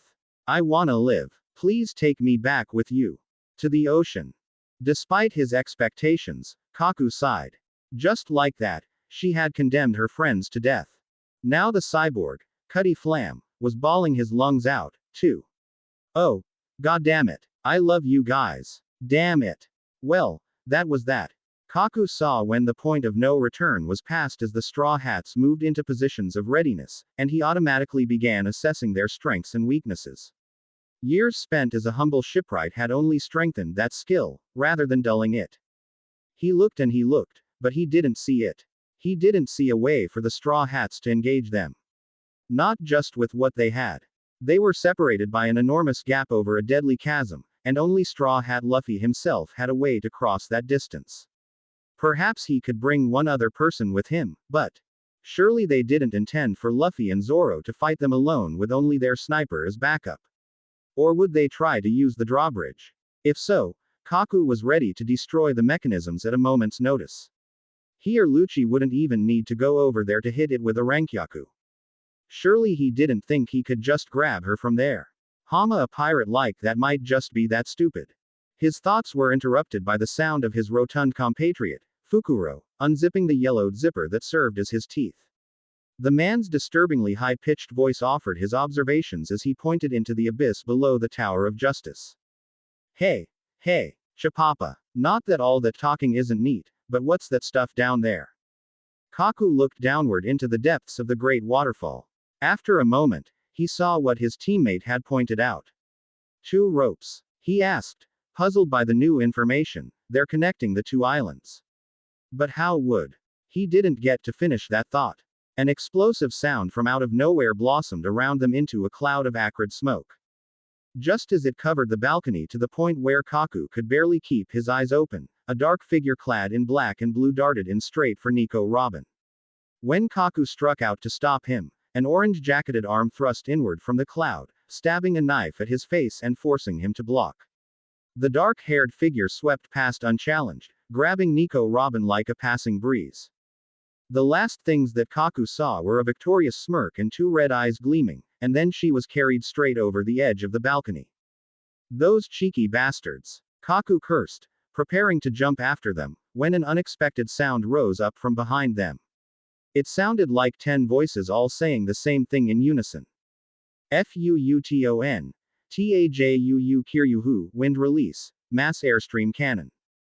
Each CP9 member spun to meet the incoming attack, and then the smoke parted for a blast of wind that was so strong it felt like they were trying to stare into an impacting waterfall. 10 blonde youngsters were the cause, each one blowing a hurricane from their lips. Rob Lucci and the massive Kumadori weathered the storm magnificently, but everyone else was blasted off the side of the tower and into the open sky beyond. Kaku had just a moment before falling to consider the amazing attack. If CP9 hadn't possessed the 6 techniques, then every single one of them might have died right then and there. Luckily for Kaku, the sky was exactly where he wanted to be. The others immediately righted themselves, using their Geppo to kick off of the air itself, but Kaku let himself fall. Ah! Screamed Spandam, plummeting down to the ocean below as he called for his 2 nearest rescuers, Khalifa, Kaku, grab me. Khalifa, jumping from leg to leg, spared a disdainful glance downward and said, that's sexual harassment. If you don't grab me, you're fired. Khalifa narrowed her eyes. That's especially sexual harassment. Kaku ignored the interplay as he felt the wind in his ears. CP9 had never been big on teamwork, and he was used to solving his problems as best as he could with whatever backup happened to come his way as an added bonus. So, he analyzed the situation at hand. 3 must-rescue targets. Cutty Flam, Nico Robin, and Spandam. Cutty Flam was falling into the ocean, but Fukuro was already dashing through the air on his way to recapture the errant cyborg. As he watched, the cyborg's arm shot out on a heavy chain, grabbing onto a lower parapet of the tower and pulling himself towards it. No worries. He'd be captured soon enough. Nico Robin Wasahama. Kaku glanced around for the young rescuer, and found him disconnecting from some wire work on the side of the tower. To his surprise, the boy started running down the side of the Tower of Justice as if gravity simply didn't apply to him, holding Nico Robin on his back. Kaku nodded to himself. Since it seemed as though she would be safe for now, that left his boss, Spandam, who was falling helplessly through the air. Gathering his energy, Kaku pushed off the sky with a mighty kick. Geppou. The young man carrying Nico Robin watched him as he went, his red gaze drinking in the scene with the fierce intensity of a hawk. Whatever. Probably not important. Quickly, Kaku caught his superior, who was screaming about something unimportant. Now, though, his arms were full, which was a serious drag on his mobility. Hey, Sasuke! Shouted Sanji from on top of the courthouse, be careful with Robin, you hear me? These guys can jump off the air. How about that, by the way? Eat a dick, loser. The young rescuer, Sasuke, laughed as he carried Nico Robin further down the tower. Yeah, Yeah, I was wrong, alright. Hey, Naruto. Looks like these guys can fly. Wanna help do something about that? Do something. What exactly did they think they could do about it? Taju Kage Bunshin no Jutsu, Mass Shadow Clone Technique. Kaku had just halted his descent when a horde of several hundred identical black and orange jacketed hooligans poured off the balcony of the tower. Lucci and Kumadori dispatched dozens of them as they passed, but it was nothing compared to the immense tide pouring by, leaping into the air like a cloud of locusts that blotted out the sun itself. Then they split up, each group diving towards a different target with a massed battle cry. A duplicator. He'd thought for sure the Marines had control of that fruit. Now, what had originally been a midair rescue operation had turned into a midair brawl.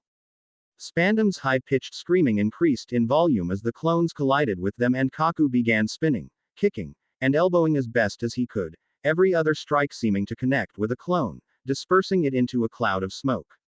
It just didn't seem to matter, he was surrounded on literally every side by this kid. Eventually, one of the cackling clones grabbed onto him, slapping both hands onto his shoulders and coming to meet him face to face. Kaku felt the added weight like a lead jacket. Heya! Square nose. The blonde hooligan shouted over the whipping winds, "My name's Naruto." "Nice to meetcha." "My name's Kaku, youngin'." "Charmed, I'm sure," he responded, then sharply headbutted the clone into a puff of smoke. That was when two other clones used the distraction to grab onto his feet. Unable to kick off of the air, he plummeted right back down towards the bottom, causing Spandam's screeches of terror to take on a more urgent tone, mixing with the excited laughter of the clones. Below, the water churned as it plumbed unknown depths at the bottom of this unusual ocean waterfall. They were now only a few hundred feet above the surface, and he'd drown if he touched it. After he and Khalifa had received a fruit, the only non-devil fruit users among their number were Fukuro and Kumadori, and Kaku trusted neither of them enough to save them should he fall. With a still unfamiliar motion that felt like stretching a muscle inside his brain, he began the transformation into his devil fruit hybrid form. He grew in size rapidly, his skin covering itself in the yellow fur and brown patches of a beautiful giraffe. In defiance of all commonly held knowledge on giraffes, he also began to grow more angular features and squared limbs, finishing with a tremendous rectangular snout. "Holy shit!" shouted the Naruto, grappled onto his left foot. "What the hell kind of monster are you supposed to be?" "The majestic giraffe," he grunted, now several times larger than he had been before. "And the majestic giraffe is an expert in midair combat in the wild." "Bullshit. Don't just make up animals that aren't even." "Bigan, nose gun." Interrupting him, Kaku's long neck bent, his nose shooting downward like a bullet to bludgeon the two hangers-on at his feet, both of whom disappeared in puffs of smoke. Spandam may have been uncomfortably smooshed into the giraffe's mighty chest in the process, but that probably wasn't all that important. Now, though, he was free to move again. Using his newfound strength, he halted their free fall with a giraffe-enhanced geppo that kicked up a spray of water from the vortex just 10 feet below, then began lifting them back up toward the island, kick by kick. The smell of salt and the sea was strong down here, but slowly it began to recede. Well, that was exhilarating. That was the second time the young man had almost killed him, but now the shoe was on the other hoof. Kaku climbed rapidly, carrying the screaming Spandam in his arms. When he looked up, he finally saw what was going on. It was an aerial disaster area. The clones had finally stopped pouring off the tower, which was probably Lucci's doing, though roughly 100 still remained, most engaged on the tower or disrupting other recovery attempts. The air was filled with dashing assassins and wild long-ranged attacks. "Let's see a targets and strength assessment." Cutty Flam was hanging precariously from one of the lower parapets on the Tower of Justice, firing shot after shot at his pursuer, Fukuro, who was in turn being pelted from the main island with explosions, long-ranged fists, what looked like slicing air currents, and, strangely enough, small lightning bolts. Kumadori and Lucci were presumably still inside dealing with the blonde duplicator, and Khalifa and Jabra were attempting to cross the gap and attack the Straw Hats directly, but were being stymied at every opportunity. As he watched, Jabra landed but was immediately attacked by Luffy, Roronoa Zoro, and Sanji, sending him flying off the rooftop. As Jabra fell, several of the laughing clones jumped after him, two of them holding a swirling ball of bluish air. At the same time, Khalifa darted in for a landing, but was blocked by Chopper and then blasted away by a burst of wind from the Straw Hat's female member. Shortly thereafter, Kaku turned as a series of explosions rocked the Tower of Justice. Hama that wasn't caused by Lucci or Kumadori, so that Minta. Meanwhile, inside the Tower of Justice, Lucci shook off a shower of rubble from yet another of the so far undetectable traps that they had just activated. The two young men who had attacked them on the balcony had spent their time riddling the place with trip wires, strange sigils, and explosives, and Lucci was growing increasingly annoyed with his choice to pursue the duplicator that had evaded him at sea. Making everything worse, a more or less constant supply of clones was making tracking him through the halls infuriatingly difficult. Whatever power this person had, their duplicates were completely indistinguishable from the real thing even down to the most minute of sense. He caught yet another glimpse of a black and orange-jacketed young man fiddling with something on the wall, and Kumadori moved to pursue, but Lucci paused. All of a sudden their scents were no longer identical. Something was finally changing. He smiled. One of these bodies was nervous, and that nervousness was just now reaching his sweat. The duplicates weren't feeling the fear of a mortal threat in the same way as the original. He started moving faster, bulling through a number of explosive traps with a speed that surprised the various clones littering the tower. Eventually, he saw the one he was looking for dodge out of sight down a hallway. Rob Lucci blasted through two walls in the blink of an eye, thrusting a steely arm through a third. He felt the meaty sensation of connecting with flesh, then the satisfying snap of a broken bone. On the other side of the wall, the boy cried out in pain. Losing his grip on the boy, Lucci tore through the rest of the wall with both arms, stepping out into the corridor. No one was there. Lucci scanned the halls, seeing a drop of blood in the distance. Kumadori, he called out. Yoi, came the distant response. He's wounded. Hunt down the real one while I return outside. Outside, Kaku watched the ongoing battle with a professional shame. This was disgraceful. Forced to fight like puppets on strings, CP9 was being endlessly sniped and nettled by the Straw Hats, their strongest assets being distracted by recovery efforts. Finally, Kaku had risen enough to gain the sniper's attention. From the Straw Hats' positions, 3 small balls came flying his way. He dodged the first shot, but his mobility was so limited while carrying his goddamn boss that the other 2 honed in unerringly, one exploding in his face in a blast of stinging pain and burnt fur. Not wanting to take another hit, he managed to block the next attack by using his boss's body to absorb the blow. Again, some more screaming from his boss, what's his name, but it probably wasn't important. Ha! Eat it, you big dumb giraffe! Crowed the beaming sniper from above. Oh, man. This is like a shooting gallery. You know what, guys? I think all our fights should have you keeping the villains off me while I shoot 'em down. I feel like I need a theme song or something. When the next shot came his way, Kaku cut it out of the air with a slicing rankyaku, but the ball exploded into a cloud of red liquid that splattered over one side of his face. Instantly his eye began burning where it made contact, his depth perception ruined. Yeah, bit too spicy for you, huh? Laughed the sniper. Oh, damn it, that's Sanji's line. This wasn't going to work out. Kaku focused his attention on his still whining boss. Boss, sorry, but I need my hands free. This might hurt a bit. What do you mean, might hurt a bit? Get me to the ground, right ah. Tossing his boss into the air, he drew his 2 swords, then he leapt upwards to dodge incoming fire from the sniper. Ah! Screamed Spandam, already falling back towards the pit below. Kaku responded by kicking him straight back up into the air. Guh blah! Cried Spandam, as he soared to new heights. There. Like this, Kaku could retain freedom of movement and yet still lift his boss back up to the island. It was the perfect plan. Jump, dodge, kick, HOR blue. Slice, jump, kick, doof. Rankyaku, jump, kick, dugye.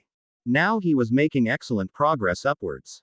He sliced an explosive out of the air and then fired one more aerial rankyaku at the courthouse that was intercepted by a slicing blast of wind from Zoro. As he did so, he had the strangest feeling that he was being watched. Glancing over his shoulder, Sasuke was staring at him again with those irritating red eyes. Oh well, probably not important. Wait, What was important was that this Sasuke fellow had started to run across the ropes connecting the two islands. Despite being a nearly impossible feat of acrobatics, the young man was managing it at a sprint while carrying Nico Robin on his back. What terrible timing. It was a pity they needed Nico Robin alive, or else any one of them could have directed a Rankyaku to sever the rope. Hey! Shouted Kaku, kicking Spandam upward once more, we're losing Nico Robin over here. Hearing this, Fukuro suddenly gave up on his attempts to capture Cutty Flam. The rotund man took a long-ranged punch from Straw Hat Luffy and used the impact to rebound off the cliff side, leaping straight for the two escapees. That was when Cutty Flam dropped off of his uneasy perch, and with an immense swelling of his nether regions he erupted in another horrendous blast of air. Coup de boo! Suddenly accelerating like a rocket, Cutty Flam headed straight towards the fat, flying form of Fukuro. No one messes with Frankie and gets away with it, shit for brains. Superrrrrrr Ferengi impact. He slammed into Fukuro like the wrath of God, sending the CP9 member flying far away in a wild spin that skipped him off across the ocean surrounding the island. Then, the cyborg redirected his posterior and resumed his flight toward the main island, shouting, "Eat my farts, losers." Now, no one was there to stop the escaping fugitives. Just as it seemed Sasuke and Nico Robin were about to reach the other side unchallenged, something truly foolish happened. Nero, who had long been thought completely irrelevant, leapt back into the battle. Desperate to redeem himself, the weaselly man swept down through the air like a scythe, slicing through the rope as he passed. Now at gravity's mercy, Sasuke and Nico Robin began to fall. Then something happened that made Kaku's jaw drop. Sasuke and Robin were just moments away from safety when their rope was sliced. Still about 30 feet from the island, they clearly weren't going to make it. As free fall began, Robin made a choking gasp of a noise, and then time seemed to freeze. Sasuke had seen two very interesting things by watching the CP9 member in his mid-air battle. His Sharingan was even now desperately feeding him information on the movement of muscles and physical reinforcement chakra involved in two of the most ridiculous feats of taijutsu he had ever seen in his life. Some of it felt like it would be too hard for even him to manage, but... well, this was a bit earlier than he had planned to try this out, but it was do or die time. Flaring his chakra and shoving with every bit of strength his training had granted him, Sasuke copied the CP9 member's muscle and chakra movements with exacting precision. His chakra shifted like crashing water, and his legs kicked down hard enough to painfully wrench them. Geppou. It was just barely enough. He kicked off the air to clear the gap, then went sprawling onto the surface of the main island, wincing from a leg cramp as Robin collapsed to his side. In moments he had staggered to his feet, helping Robin back up into a piggyback carry, and then he carried her off into the city streets. Incredible. How in the world had he done that? Kaku couldn't imagine being more astonished. Knowledge of the six techniques training was strictly limited to a few exclusive world government trainers, which made anyone able to perform Geppou a member of an extremely exclusive club, even if the boy was clearly inexperienced with it. Still, he must have practiced for years to do that, and Kaku had never even heard of him. All of a sudden, he realized that the bombardment he had been dodging had slackened, and he looked up to find what had been going on. Some of Cutty Flam's hench persons had finally relocated one of the Grand Courthouse's high-caliber cannons to an accessible part of the roof, and the Straw Hat sniper was now aiming it directly at him. Shit. Special delivery. The sniper shouted, igniting the fuse. This deserved Kaku's full attention. A full-body giraffe-enhanced Tekai. Tekkai. Go, fierce iron body. The cannonball hit him and exploded, covering him in a cloud of smoke and iron, but dealing only minor damage to his hardened skin and muscles. The sniper, however, seemed satisfied by his view of the impenetrable cloud. How'd you like that, you freakin' giraffe asshole? Now you're fired. That's what you get for challenging Usopp the Great. Greatest sniper in the goddamn world. You got what's coming to you, you eep. The smoke cleared, and Usopp could now see him clearly. Kaku roared his defiance at his opponent. You think to harm the majestic giraffe with explosives.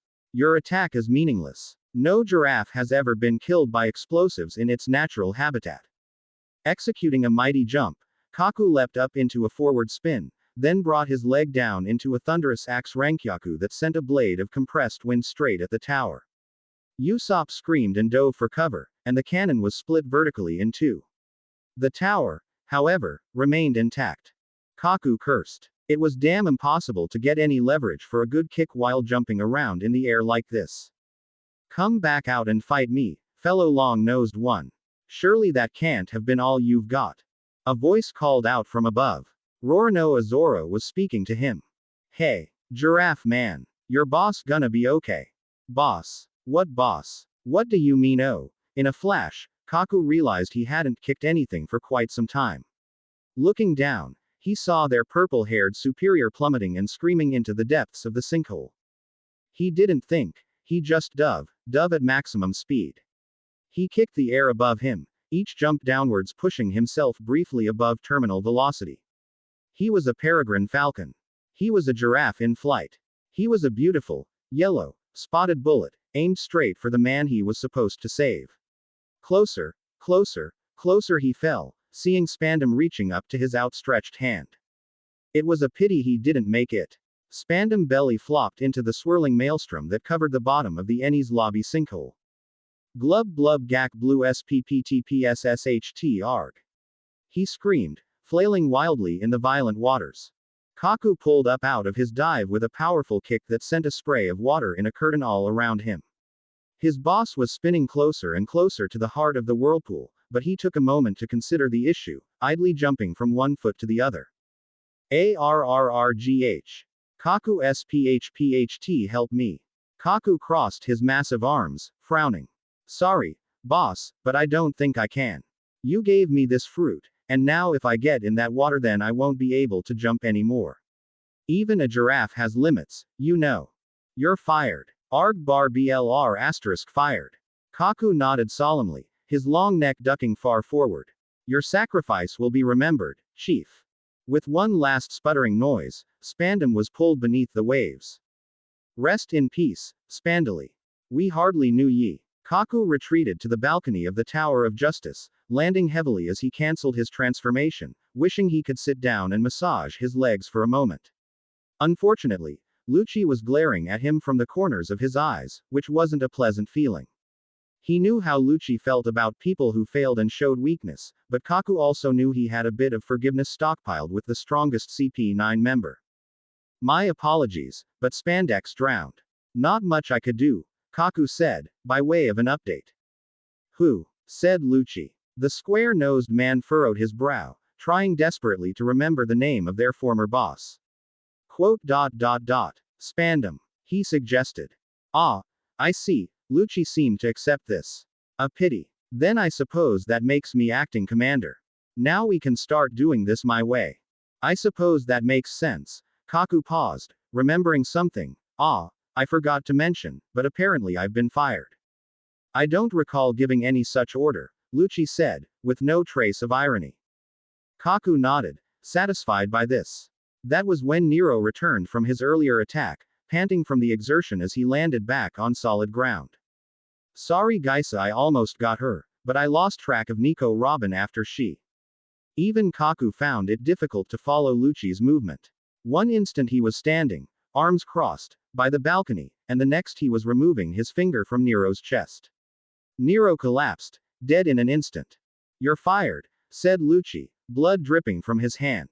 He spared a meaningful glance back towards Kaku, then stepped back to the balcony.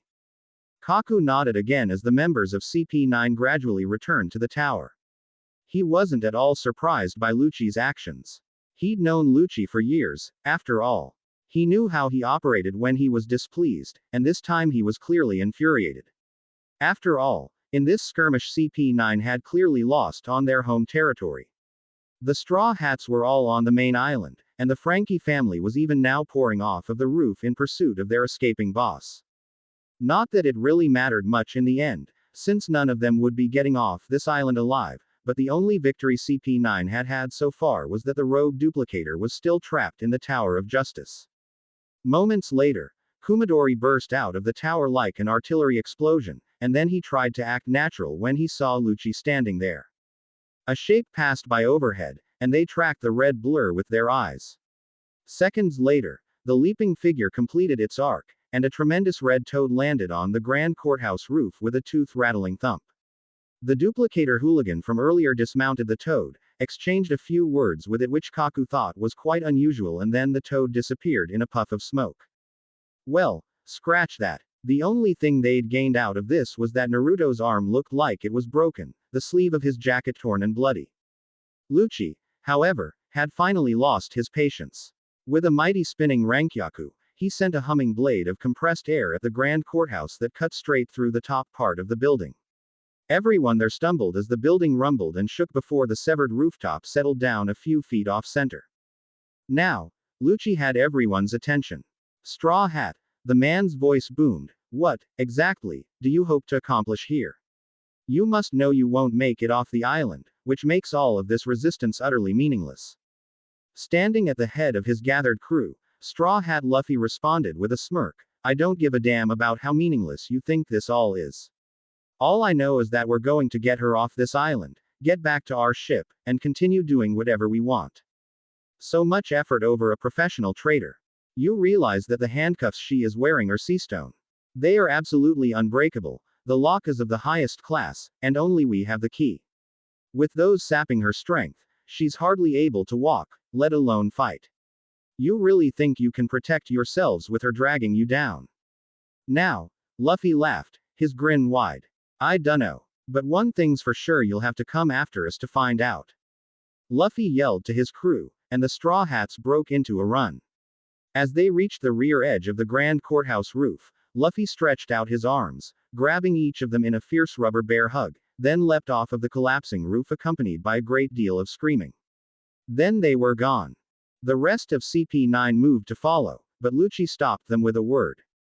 No. They've made themselves very clear.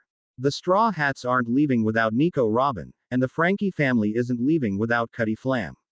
Capture those two and we can force them to fight.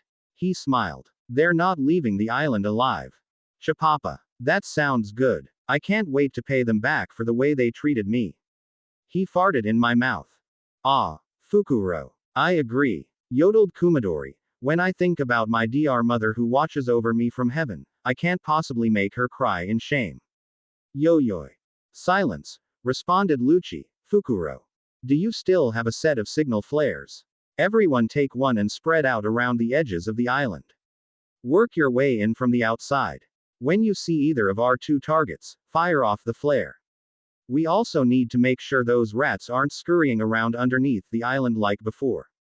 Khalifa, I want you to take a look down below. That's sexual harassment, she said reflexively, then her eyes widened. Lucci was watching her like a barely restrained beast, his pupils constricted and filled with violence.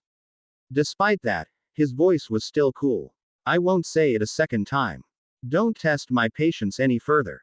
When you're done with your mission, join in the search. Khalifa nodded, swallowing a lump in her throat, then disappeared, leaping into the void below the tower. Kaku, first make your way to the docks and destroy anything that they could use to escape. Kaku nodded and disappeared. And where the hell will you be, huh? Interrupted Jabra. I'll be waiting to go after Nico Robin, of course. Find them and then start the slaughter. Now Go. With a flicker of movement, CP9 disappeared, leaving Lucci alone to survey the entire island. It was time for the hunt to begin. Several minutes passed without incident. Then, in the now silent air, a flare went up from the left side of the island. Lucci smirked and leapt into action, kicking off the tower and accelerating quickly across the gap. It was while he was passing over the grand courthouse that he saw the second flare from the opposite side of the island. Then a third. Then a fourth. A minute later, a fifth. Lucci bared his teeth in a very, very unfriendly smile. Looks like they were planning to make things interesting for him after all. Chapter 37. All the world's a stage. As the crew reunited, they decided they should split up into small groups to ensure that the assassins couldn't discover Robin's real location. The groups not guarding Robin would have more freedom to evade and escape pursuit through the alleys and buildings, or at least that was the theory, while making it more difficult for anyone who didn't have a keen sense of smell to find her. Meanwhile, the first group to the docks would steal a ship, and then they would defend it against attackers. Unfortunately, This decision was unilaterally ratified in a split-second committee by a majority consisting of just Luffy, so the party groupings mostly depended on who each person had landed next to after being lobbed off of the top of the Grand Courthouse and bouncing off of a Luffy balloon. Naruto went with Usopp. Zoro went with Chopper. Sanji went with Nami. Frankie was alone, having left before any of them. Finally, Robin was the person they were sure Lucci would be going after, so Sasuke would continue to carry the incapacitated woman back to the docks while Luffy leapt ahead to find and guard them both. With Naruto providing his own personal last-minute addition to the plan, the crew separated, darting through the city streets as they made their way back to the docks. Eni's lobby. Usopp and Naruto group.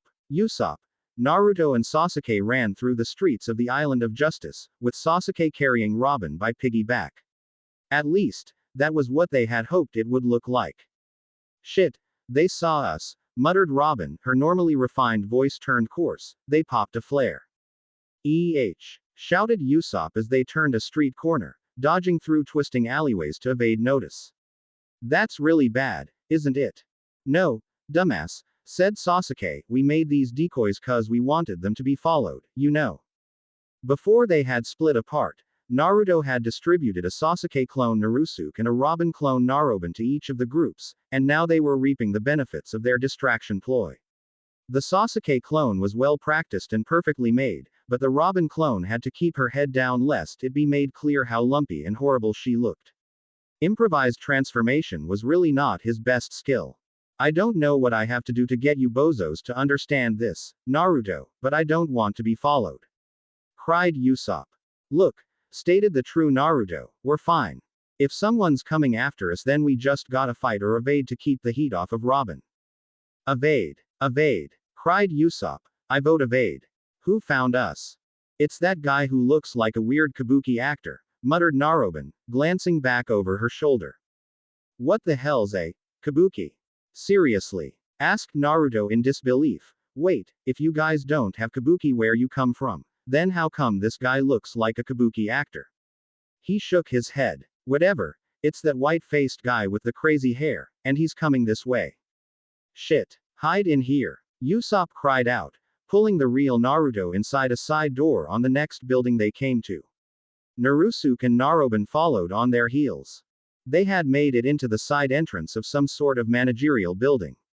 Papers were scattered as thoroughly as the furniture was, likely the result of the marauding Frankie family sometime in the recent past. Ah, goddammit, be careful where you grab me, man. Naruto winced in pain from the sudden rough treatment, realigning the makeshift sling his broken right arm was resting in. Geez, you're bleeding. When the hell did that happen? Hey, I was up against two of those guys when you all were hanging out on the other side, thank you very much. Figures that after all I said about avoiding Rob Lucci, I end up getting into a no-holds-barred knockout brawl with him. Ah, shit, we can't fight them like this. Usopp looked around the room in a panic. Together, the four of them hurried onwards into the next room, coming to a wide staircase leading up to another level. At that moment, the door they had entered through was thrown open violently, and the four of them ducked into cover behind the banisters. Their pursuer's voice rang out a high, awkwardly pitched shout, sliding up and down the scale in a forced and affected sing-song voice. I have found you all. I say, I have found you now, evildoers. Today, your luck has ended, for you see, now you must face me. Kumadori. Yoi. He who has trained on the mountain, and become a sage. Pure of heart, and pure of body. Now they had a good look at the guy.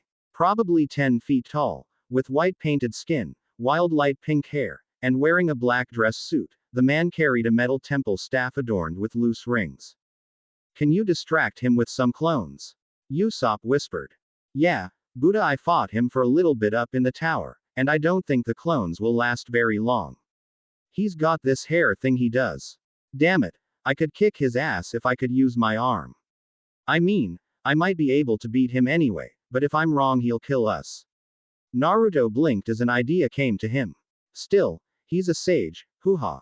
Narusuke piped up next, you thinkin' what I'm thinkin'? Damn straighta if he's a sage, then we've got his number. I'll make some clones, and when he goes after 'em, we make a break up these stairs. Everyone nodded. Naruto flashed a seal. Harem no jutsu. With a blast of chakra, 8 naked blonde women exploded into being, causing Usopp to stifle a squeak as his eyes literally popped out of his head. The clones dashed around the corner to engage their opponent at close range, while Naruto, Naroban, Narusuke, and Usopp rushed up the stairs and then down a nearby dark hallway, looking to put some distance between them and the CP9 assassin. Hopefully they'd be able to duck out of a window, or at least knock down a wall. They had just barely made it past the halfway point in the long, dusty hallway when Naruto's eyes widened and he tackled Usopp into the next room on his right. As all 4 of them tumbled to a stop, Usopp started to yell a complaint to the young ninja, but Naruto slapped his hand over the sniper's mouth. Slowly, he peered around the door back into the hallway he had just left. Struggling noises and yelps announced the arrival of their pursuer. The sexy clones didn't appear to have slowed him down in the slightest. In fact, 3 of Naruto's clones were still caught up in the curls of his wildly thrashing hair, disappearing one by one as they were crushed. Damn it, muttered Naruto. I think I got a defective sage. What? Hissed Usopp. Tell you later. Looks like we've gotta find a way out of this that doesn't rely on lechery. Looking around, they spied a window letting some amount of light into their darkened storeroom, but the window was built firmly into the wall with no means of opening it short of breaking it and alerting their pursuer to their presence. Usopp scurried quietly around the room, looking for anything to help them. Finally, lifting a dust sheet that covered a large piece of old furniture, he turned to the others with a grim expression. I think I might have an idea. Each Naruto stared blankly at the object beneath the curtain for a moment before the real one whispered back. Awesome. This will be the dumbest thing I've ever done. Kumadori stalked down the hallway, his well-honed predator's sense telling him that his prey was still near. As he moved, the metal rings of his staff jingled in the silence. Yo-yo. I see I see that you have learned some clever tricks, O young ones. Your duplicity, immorality, and nay. Dare I say it, deceit knows no bounds. I am a sage. I am a lion. And though the Buddha may forgive you, I, Kumadori, cannot. Sticking his head into room after room revealed nothing except darkness and musty scents. This section of the building had clearly been turned over to aging furniture long ago. You may run, and you may hide. But my dear mother up in heaven is even now looking down upon me. She will guide me to your hiding place, you deplorable, miserable, despicable wretches. Another room down, only a few more to go. Then, a rustling of cloth made Kumadori turn his head. Something was moving further down the hall. A moment later there was a poof of smoke, and then a croaky voice as if from a very crotchety old lady. Actually, it sounded a lot like the voice of his dear mother. Gosh darn it, boy, you had to go and summon me up now. I was in the middle of making lunch fair the hubby. Like a stampeding bull, Kumadori burst out of the room he had been searching and wheeled into the room 3 doors down. The room beyond was dark, just like the others, and filled with furniture covered in black cloth to protect it from dust. A single sturdy window illuminated the inside, casting light down across dancing dust motes. In the center of the room sat a toad. A tiny, very angry-looking toad with a purple head and purple lips. Actually, it looked a lot like the face of his dear mother. Kumadori stared at the toad. Yo, he asked, tentatively. The toad glared at him. It said, croak. Kumadori blinked. Was a toad supposed to actually say, croak, or for that matter, what was it doing here? After a moment of fruitless consideration, Kumadori resolved to ignore it completely. Who was he to speak on matters of toads? He resumed looking around the room. I knew that you're in here, criminals. You cannot run from me, Kumadori. After a moment, he saw what he was looking for, a rustling behind an immensely tall piece of covered furniture. With a single stride, Kumadori grabbed the sheet and yanked it away. Aha! I've found you now, you. When the sheet was removed, Kumadori could finally see what it had been covering. Standing before him was the empty frame of a tremendous floor-length mirror that had long since lost its glass. Inside, a figure stared back at him. Naruto, Usopp, Narusuke, and Naroban had found the largest black cloth in the room and wrapped themselves up in it. Usopp was currently staggering under the weight of all three of the Narutos. With Usopp as the legs, Naruto as the head, and the clones clinging onto their sides as the arms and extra padding for the bulky torso, they looked like they were the most promising contender for the title of world's lumpiest bodybuilder. Naruto had transformed the long, white hair he used when he wanted to impersonate Jiraiya, and had even pulled out a tin of white face paint from God knows where to make the entirely unconvincing illusion complete. They now looked like an abominable parody of the man that had chased them inside. Kumadori glared at the figure inside the mirror, and the misshapen monstrosity glared back. A long moment passed. Yo-yo-ya, Kumadori muttered, dejectedly patting his sides as the lumpy duplicate in front of him carefully mimicked the action. I've really let myself go. I wonder why no one said anything. I wish they had at least cared enough to tell me. After a few seconds he appeared to regain his vigor. Still, reshaping my body is no problem for one who has mastered transcendence and become a sage. Seimei Kikan, life return. In an instant, Kumadori's massive body twisted and contorted, changing to several different forms. Thin, to fat, to muscular, to athletic, then back to his normal bulky size. With quiet grunts and curses the figure in the mirror squished and squeezed and teetered to match him, until a muffled voice could almost barely be heard saying, "Ah, get your fake boobs out of my face, you dick." Kumadori frowned and narrowed his eyes. Something odd was happening here, but he couldn't quite put his finger on it. Senpo. Gamma Seiman, Sage Art. Toad Hypnosis. His thoughts were interrupted as he realized he was hearing something very unusual. It sounded like a frog's song, or a chorus of toads, but he couldn't really be sure which. What did he know about amphibians, anyway? Were toads amphibians? He had spent all that time up in the mountains, so he wasn't sure. He tried to focus, but it seemed to slip from his mind as soon as his attention slackened for even a moment. Shaking his head in confusion, he staggered backward, then immediately forgot all about it. Was he in a dream? It sure felt like he was. Everything around him seemed both real and unreal. Was it really that odd to hear your reflection talk at you? Really? There was that frog song again. Again, he forgot about it. All of a sudden, a voice spoke up. It sounded like an old woman talking from a point very nearby.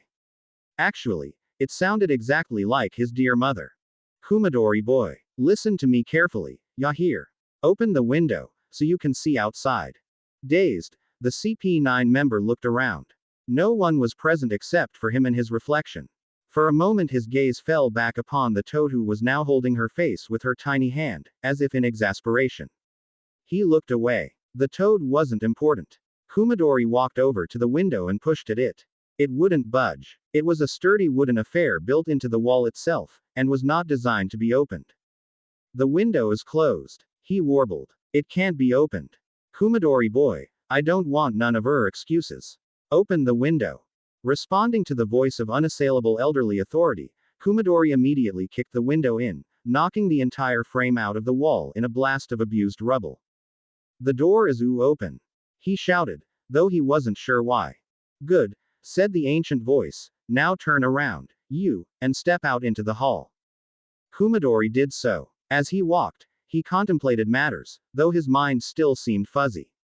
Was this really his mother speaking to him? Was she in the room with him? Why had she wanted the window opened?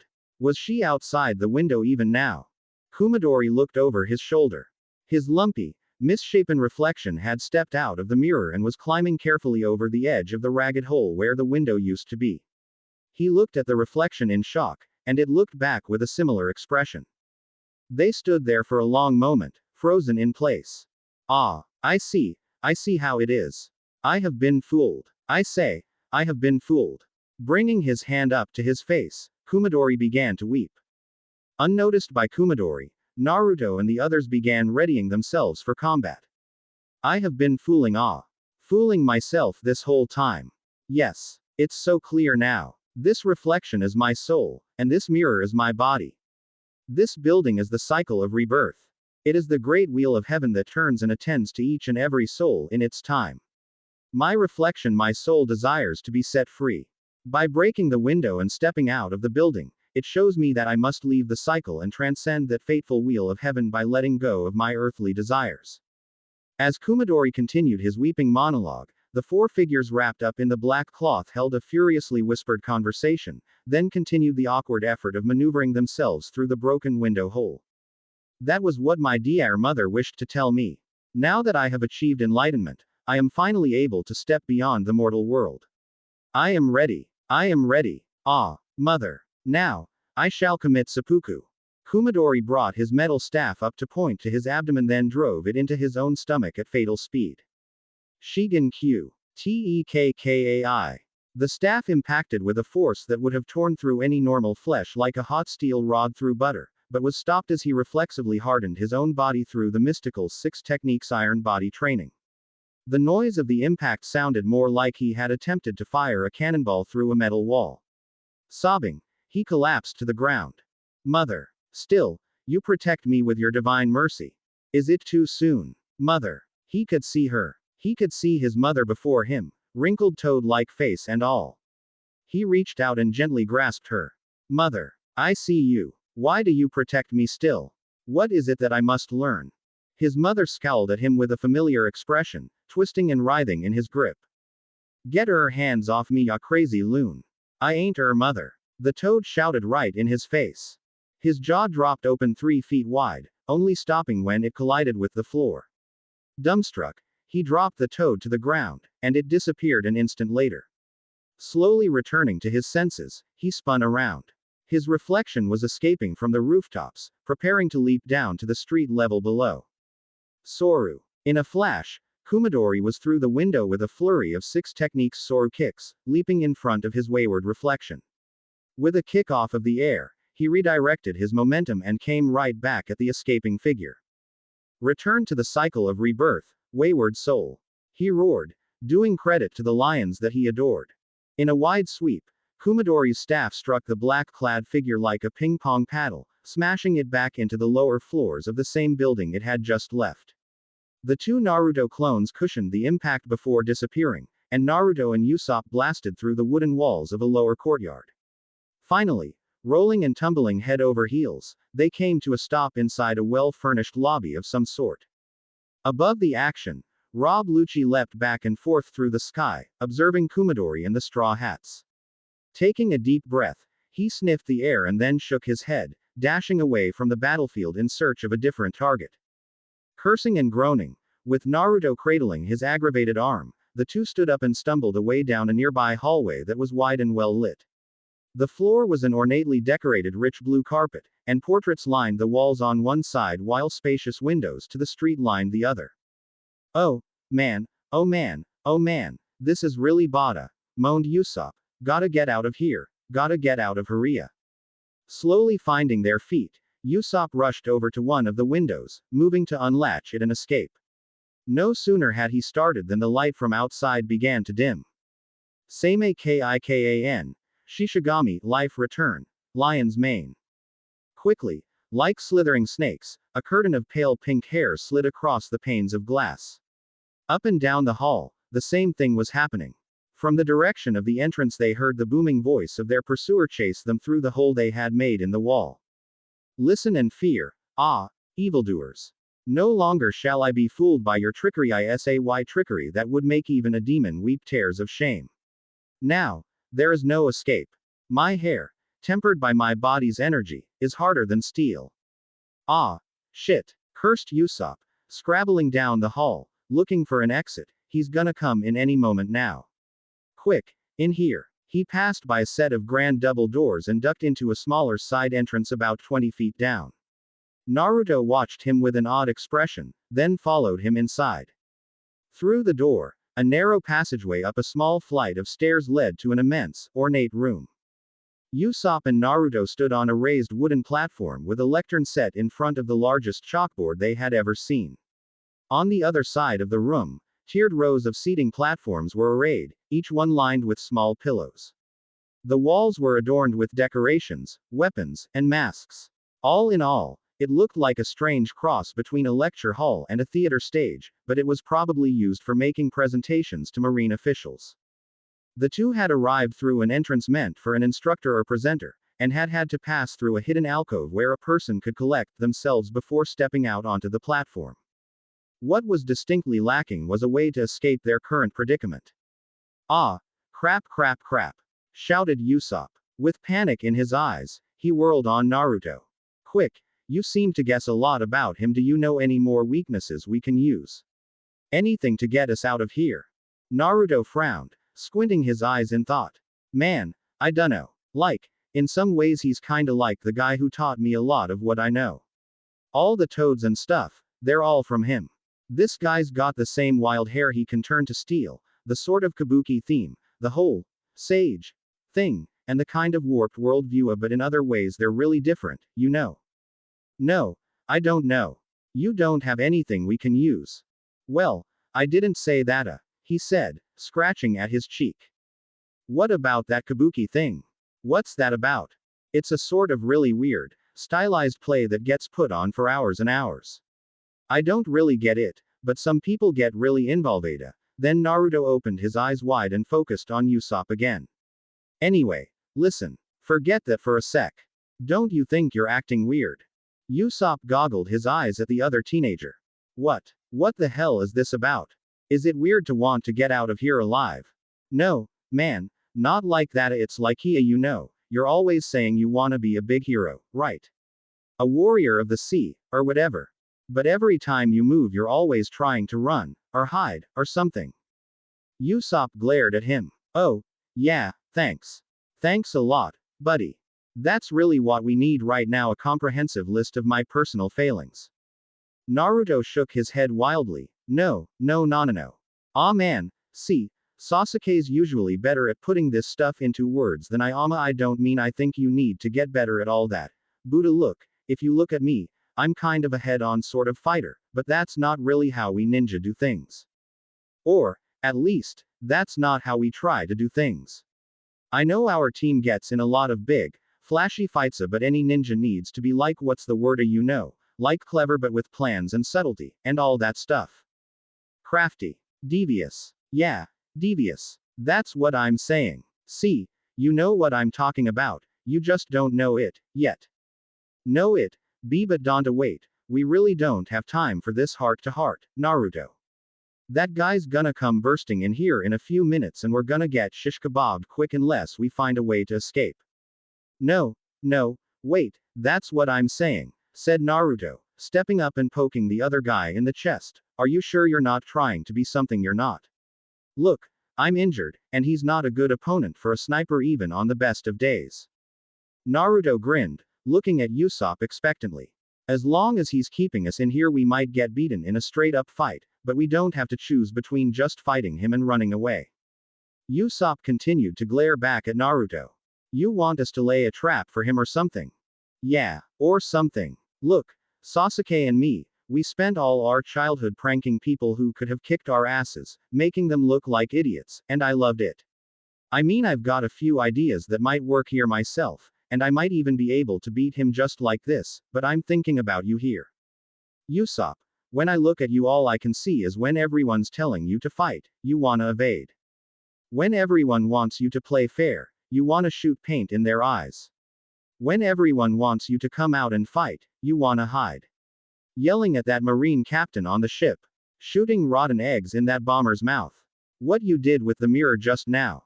All that's hilarious. And just a minute ago when you saw we were trapped in here, you went right to asking me about his weaknesses, trying to get an unfair advantage. And that's awesome. Usopp's glare dropped into a puzzled expression, but he didn't say anything, letting Naruto continue. So why do you wanna be a big stand-up warrior like those other chumps? It hurts me to see you trying to play their game, ya know. Try being a ninja for a change. If you wanna be like a ninja instead of a warrior, we're gonna need to hide, run, sneak, cheat, and lie to get out of this. Usopp swallowed a nervous knot in his throat and took deep breath. About 10 seconds passed before, finally, you need me to lie to him. The Straw Hat's professional liar paused again. Yeah, I think I can manage that. 5 minutes later. Hey, you're a surprisingly good artist, ya know. Admired Naruto, looking at the design coming alive on the back wall.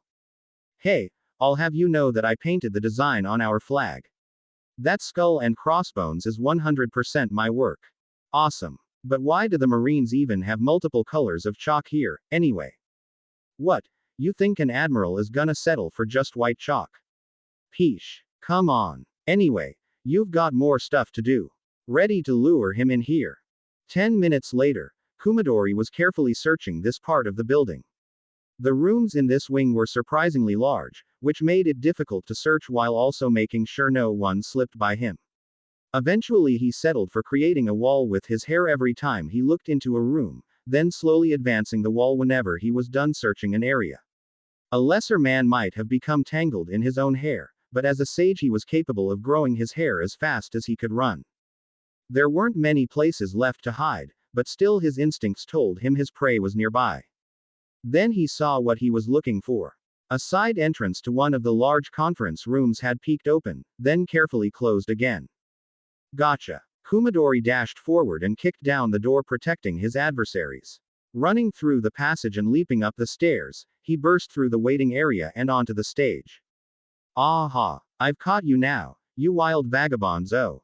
The stage he stood upon was well lit from above, and the seating area was dim, but he could just make out several dozen figures sitting Caesar gazing down upon him from the audience seating. He was now standing center stage, and his presence was met by a smattering of restrained applause and kakigo. He turned, hair still pouring back to the entryway, and saw what appeared to be a richly drawn backdrop of a sun-dappled castle behind him. Kumadori was just processing this when someone called out to him in a stage whisper from the entryway he had just left. Hey, big guy, over here. A figure in a long-nosed black Tengu mask was beckoning him over from behind the ropes of Kumadori's long hair. Kumadori approached hesitantly, casting an apologetic glance to the disappointed audience as he left the stage. I'm so sorry, sir, I didn't mean to interrupt your performance, only I've been searching for some escaped fugitives and... Sorry, exclaimed the figure in the black Tengu outfit, this guy is our savior, arrived from the heavens to make sure the show goes on and he's saying sorry. He shook his head. Condoriano, are you hearing this guy? From further back in the alcove, a male voice groaned in pain. Most groans are fairly low-key affairs, being an entry to mid-level position on the scale of crippling pain, but this was a Herculean moan. Normally, people who are in a certain amount of pain begin to progress onward into more experimental methods of letting the world know just how unpleasant life is for them, but not this man. It sounded like his liver was being devoured by squirrels, but he was too proud to move on to screaming. Kumadori raised his eyebrows in alarm. Is that man okay? What, Condoriano? The masked man paused to laugh, loud and jovial as if spreading a wonderful joke, before suddenly sobering so seriously that it sounded as if he were speaking of a death in the family. No. No, it's quite bad. See for yourself, but don't say I didn't warn you. Without pause, Tengu pulled back a privacy curtain, showing the man behind it writhing in pain on a few hastily arranged cushions. Ah, you didn't warn me. Naruto had gone with the transformation he used when he wanted to impersonate his master, Jiraiya. The figure on the bed had a deathly pallor and he was wailing, moaning, and grasping his hands in the air as if fending off invisible specters. Even though the man was twisted by intense pain, Kumadori could make out someone who was a kindred spirit. Oh, moaned Condoriano, in Jiraiya's voice. Oh. Tengu clicked his tongue. Our star performer, Condoriano, laid low by an illness just minutes before the start of our performance. Oh, what a sad, sad story. Oh, who would have thought that I'd catch 4 cases of syphilis at the same time? In addition to my other numerous diseases. Oh. Again, Tengu clicked his tongue and shook his head in sorrow. And 4 is an unlucky number, to boot. Today we were supposed to be raising donations for the International Order of Buddhist Enlightenment, but now we have no one to go on stage in his place. Oh, if only my apprentice, Naruto, were here now. I'm so old and horribly decrepit, and he's already so much better than me in every way. Oh. Well, your apprentice has a tendency to overact a bit, but that's okay. Said Tengu, we'd take anyone. Anyone with even a basic grounding in the art of kabuki. But, alas. Again, Tengu clicked his tongue and shook his head in sorrow, but now there were tears in his eyes. Alas, there is no such person. Oh, what the hell kind of name is Condoriano, anyway? It's so lame. Oh. Kumadori had to interrupt, did he just say his own name was lame? Don't listen to him, he's delirious. But yes, he is terribly lame. Oh, screw you. Wait, you there. Condoriano reached out with one trembling hand to point at Kumadori. Kumadori's eyes widened, he looked around hurriedly, then pointed to himself. Ah, me. Yes. I can see it. I can see the soul of the lion inside you. You could play this part in my place. Wah. Yes. Shouted Tengu. Yes. I agree. You're perfect for it. Oh, I'm so glad that you're here to help us. Me. Cried Kumadori, but I don't even know the script. Pretending to inspect the man, Tengu carefully walked around the large, black-clad assassin, briefly ducking underneath the long river of hair still connecting him to the hallway outside. As he moved behind, Tengu gave a quick signal off into the darkness. Suddenly, Kumadori heard a frog's song. Then he forgot about it. Tengu was quick to reassure the immense man. No, for one as perfect as you, this will be incredibly simple. Why? You could practically wing it. Otherwise, think of those poor, starving monks. Wing it. But Kabuki is it's an incredibly refined. Kumadori frowned, uncertain of what he had been planning to say. He tried again. For that matter, aren't Buddhist monks sworn to poverty and fasting? He paused again. Well, could you at least tell me what the play is about? Tengu stepped in close, clapping one hand on the man's shoulder. Due to the difference in height, he had to jump quite high for this. That's the spirit. Oh, before I give you the rundowna, do you think you'd minda? Tengu jerked a thumb down the entrance hallway towards a pair of stage hands, clad completely in black sheets, who were stuck in the grip of the sage's voluminous hair. They struggled helplessly but could not escape. Oh, I'm so terribly sorry. I don't even remember why that's the Ria. With that, the hair flexed and twisted, releasing the stage hands. It poured into the room, quickly reabsorbing itself into his head over the course of the next minute as Tengu explained the plot. Thanks. Alright, so here's the story. You are the reincarnation of a lion who was hunted to death after seducing the beautiful Lady Okonomiyaki Haim. Oh, such a lame name. Oh, quiet, Condoriano. So now you are the leader of a group of 47 samurai who stole a magic flute and are using it to get through a guarded checkpoint so you can assassinate the evil daimyo. Then you meet up with the granddaughter of the same woman you met in your previous life, but you can't ever be together. Why not? Hey, I don't make the rules, buddy. Anyway, on the way there you recall your past as an orphan along with your two blood brothers, who are also lions, when you had been wrongfully imprisoned for stealing a loaf of bread to feed another orphan. But the orphan was actually secretly the god of thunder who granted you a wish, and that's where you got the magic flute. Long story short, all 47 of you commit suicide. Okay. That seems fairly straightforward to me, I suppose. But I have a question. Am I a lion, or a human now? Yeah. That's the spirit. Good questions. Alright, get out there. But I bet you didn't. Just then, the musical, percussive noises of a katsuzumi erupted from somewhere off stage, and they were quickly joined by further musical accompaniment. You hear that? You've got no time. You'll be fine. Just go. Tengu got up a running start and shoved the man as hard as he could out onto the stage. Caught off balance, Kumadori stumbled into view of the audience, catching himself on one foot and hopping out onto the stage on one wooden sandal. Tack. He stopped, glaring out at the audience. The familiar noises of shamisen, biwa, and katsuzumi swelled up to meet him. From the audience, he was met with traditional kakigo. Someone shouted, Madamashita. He took a deep breath. He could feel it coming back to him. He'd never wanted to be an assassin. He'd only done that to please his mother. The music, the atmosphere, the expectation filled him, sustained him, invigorated him. The cry erupted from his soul in response. Yo.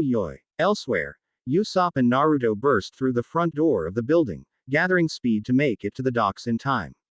Usopp still wore his Tengu mask and cloak, while Naruto still wore his white face paint.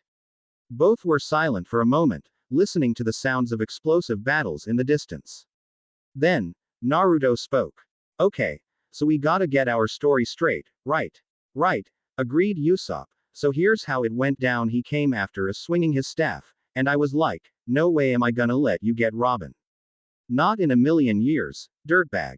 Naruto nodded eagerly. So then I jumped in and started fighting him, and even though I had a broken arm, he knew he didn't stand a chance. Thank you for watching. If you enjoyed the video, be sure to like, comment and subscribe, as well as checking out the author on fanfiction.net.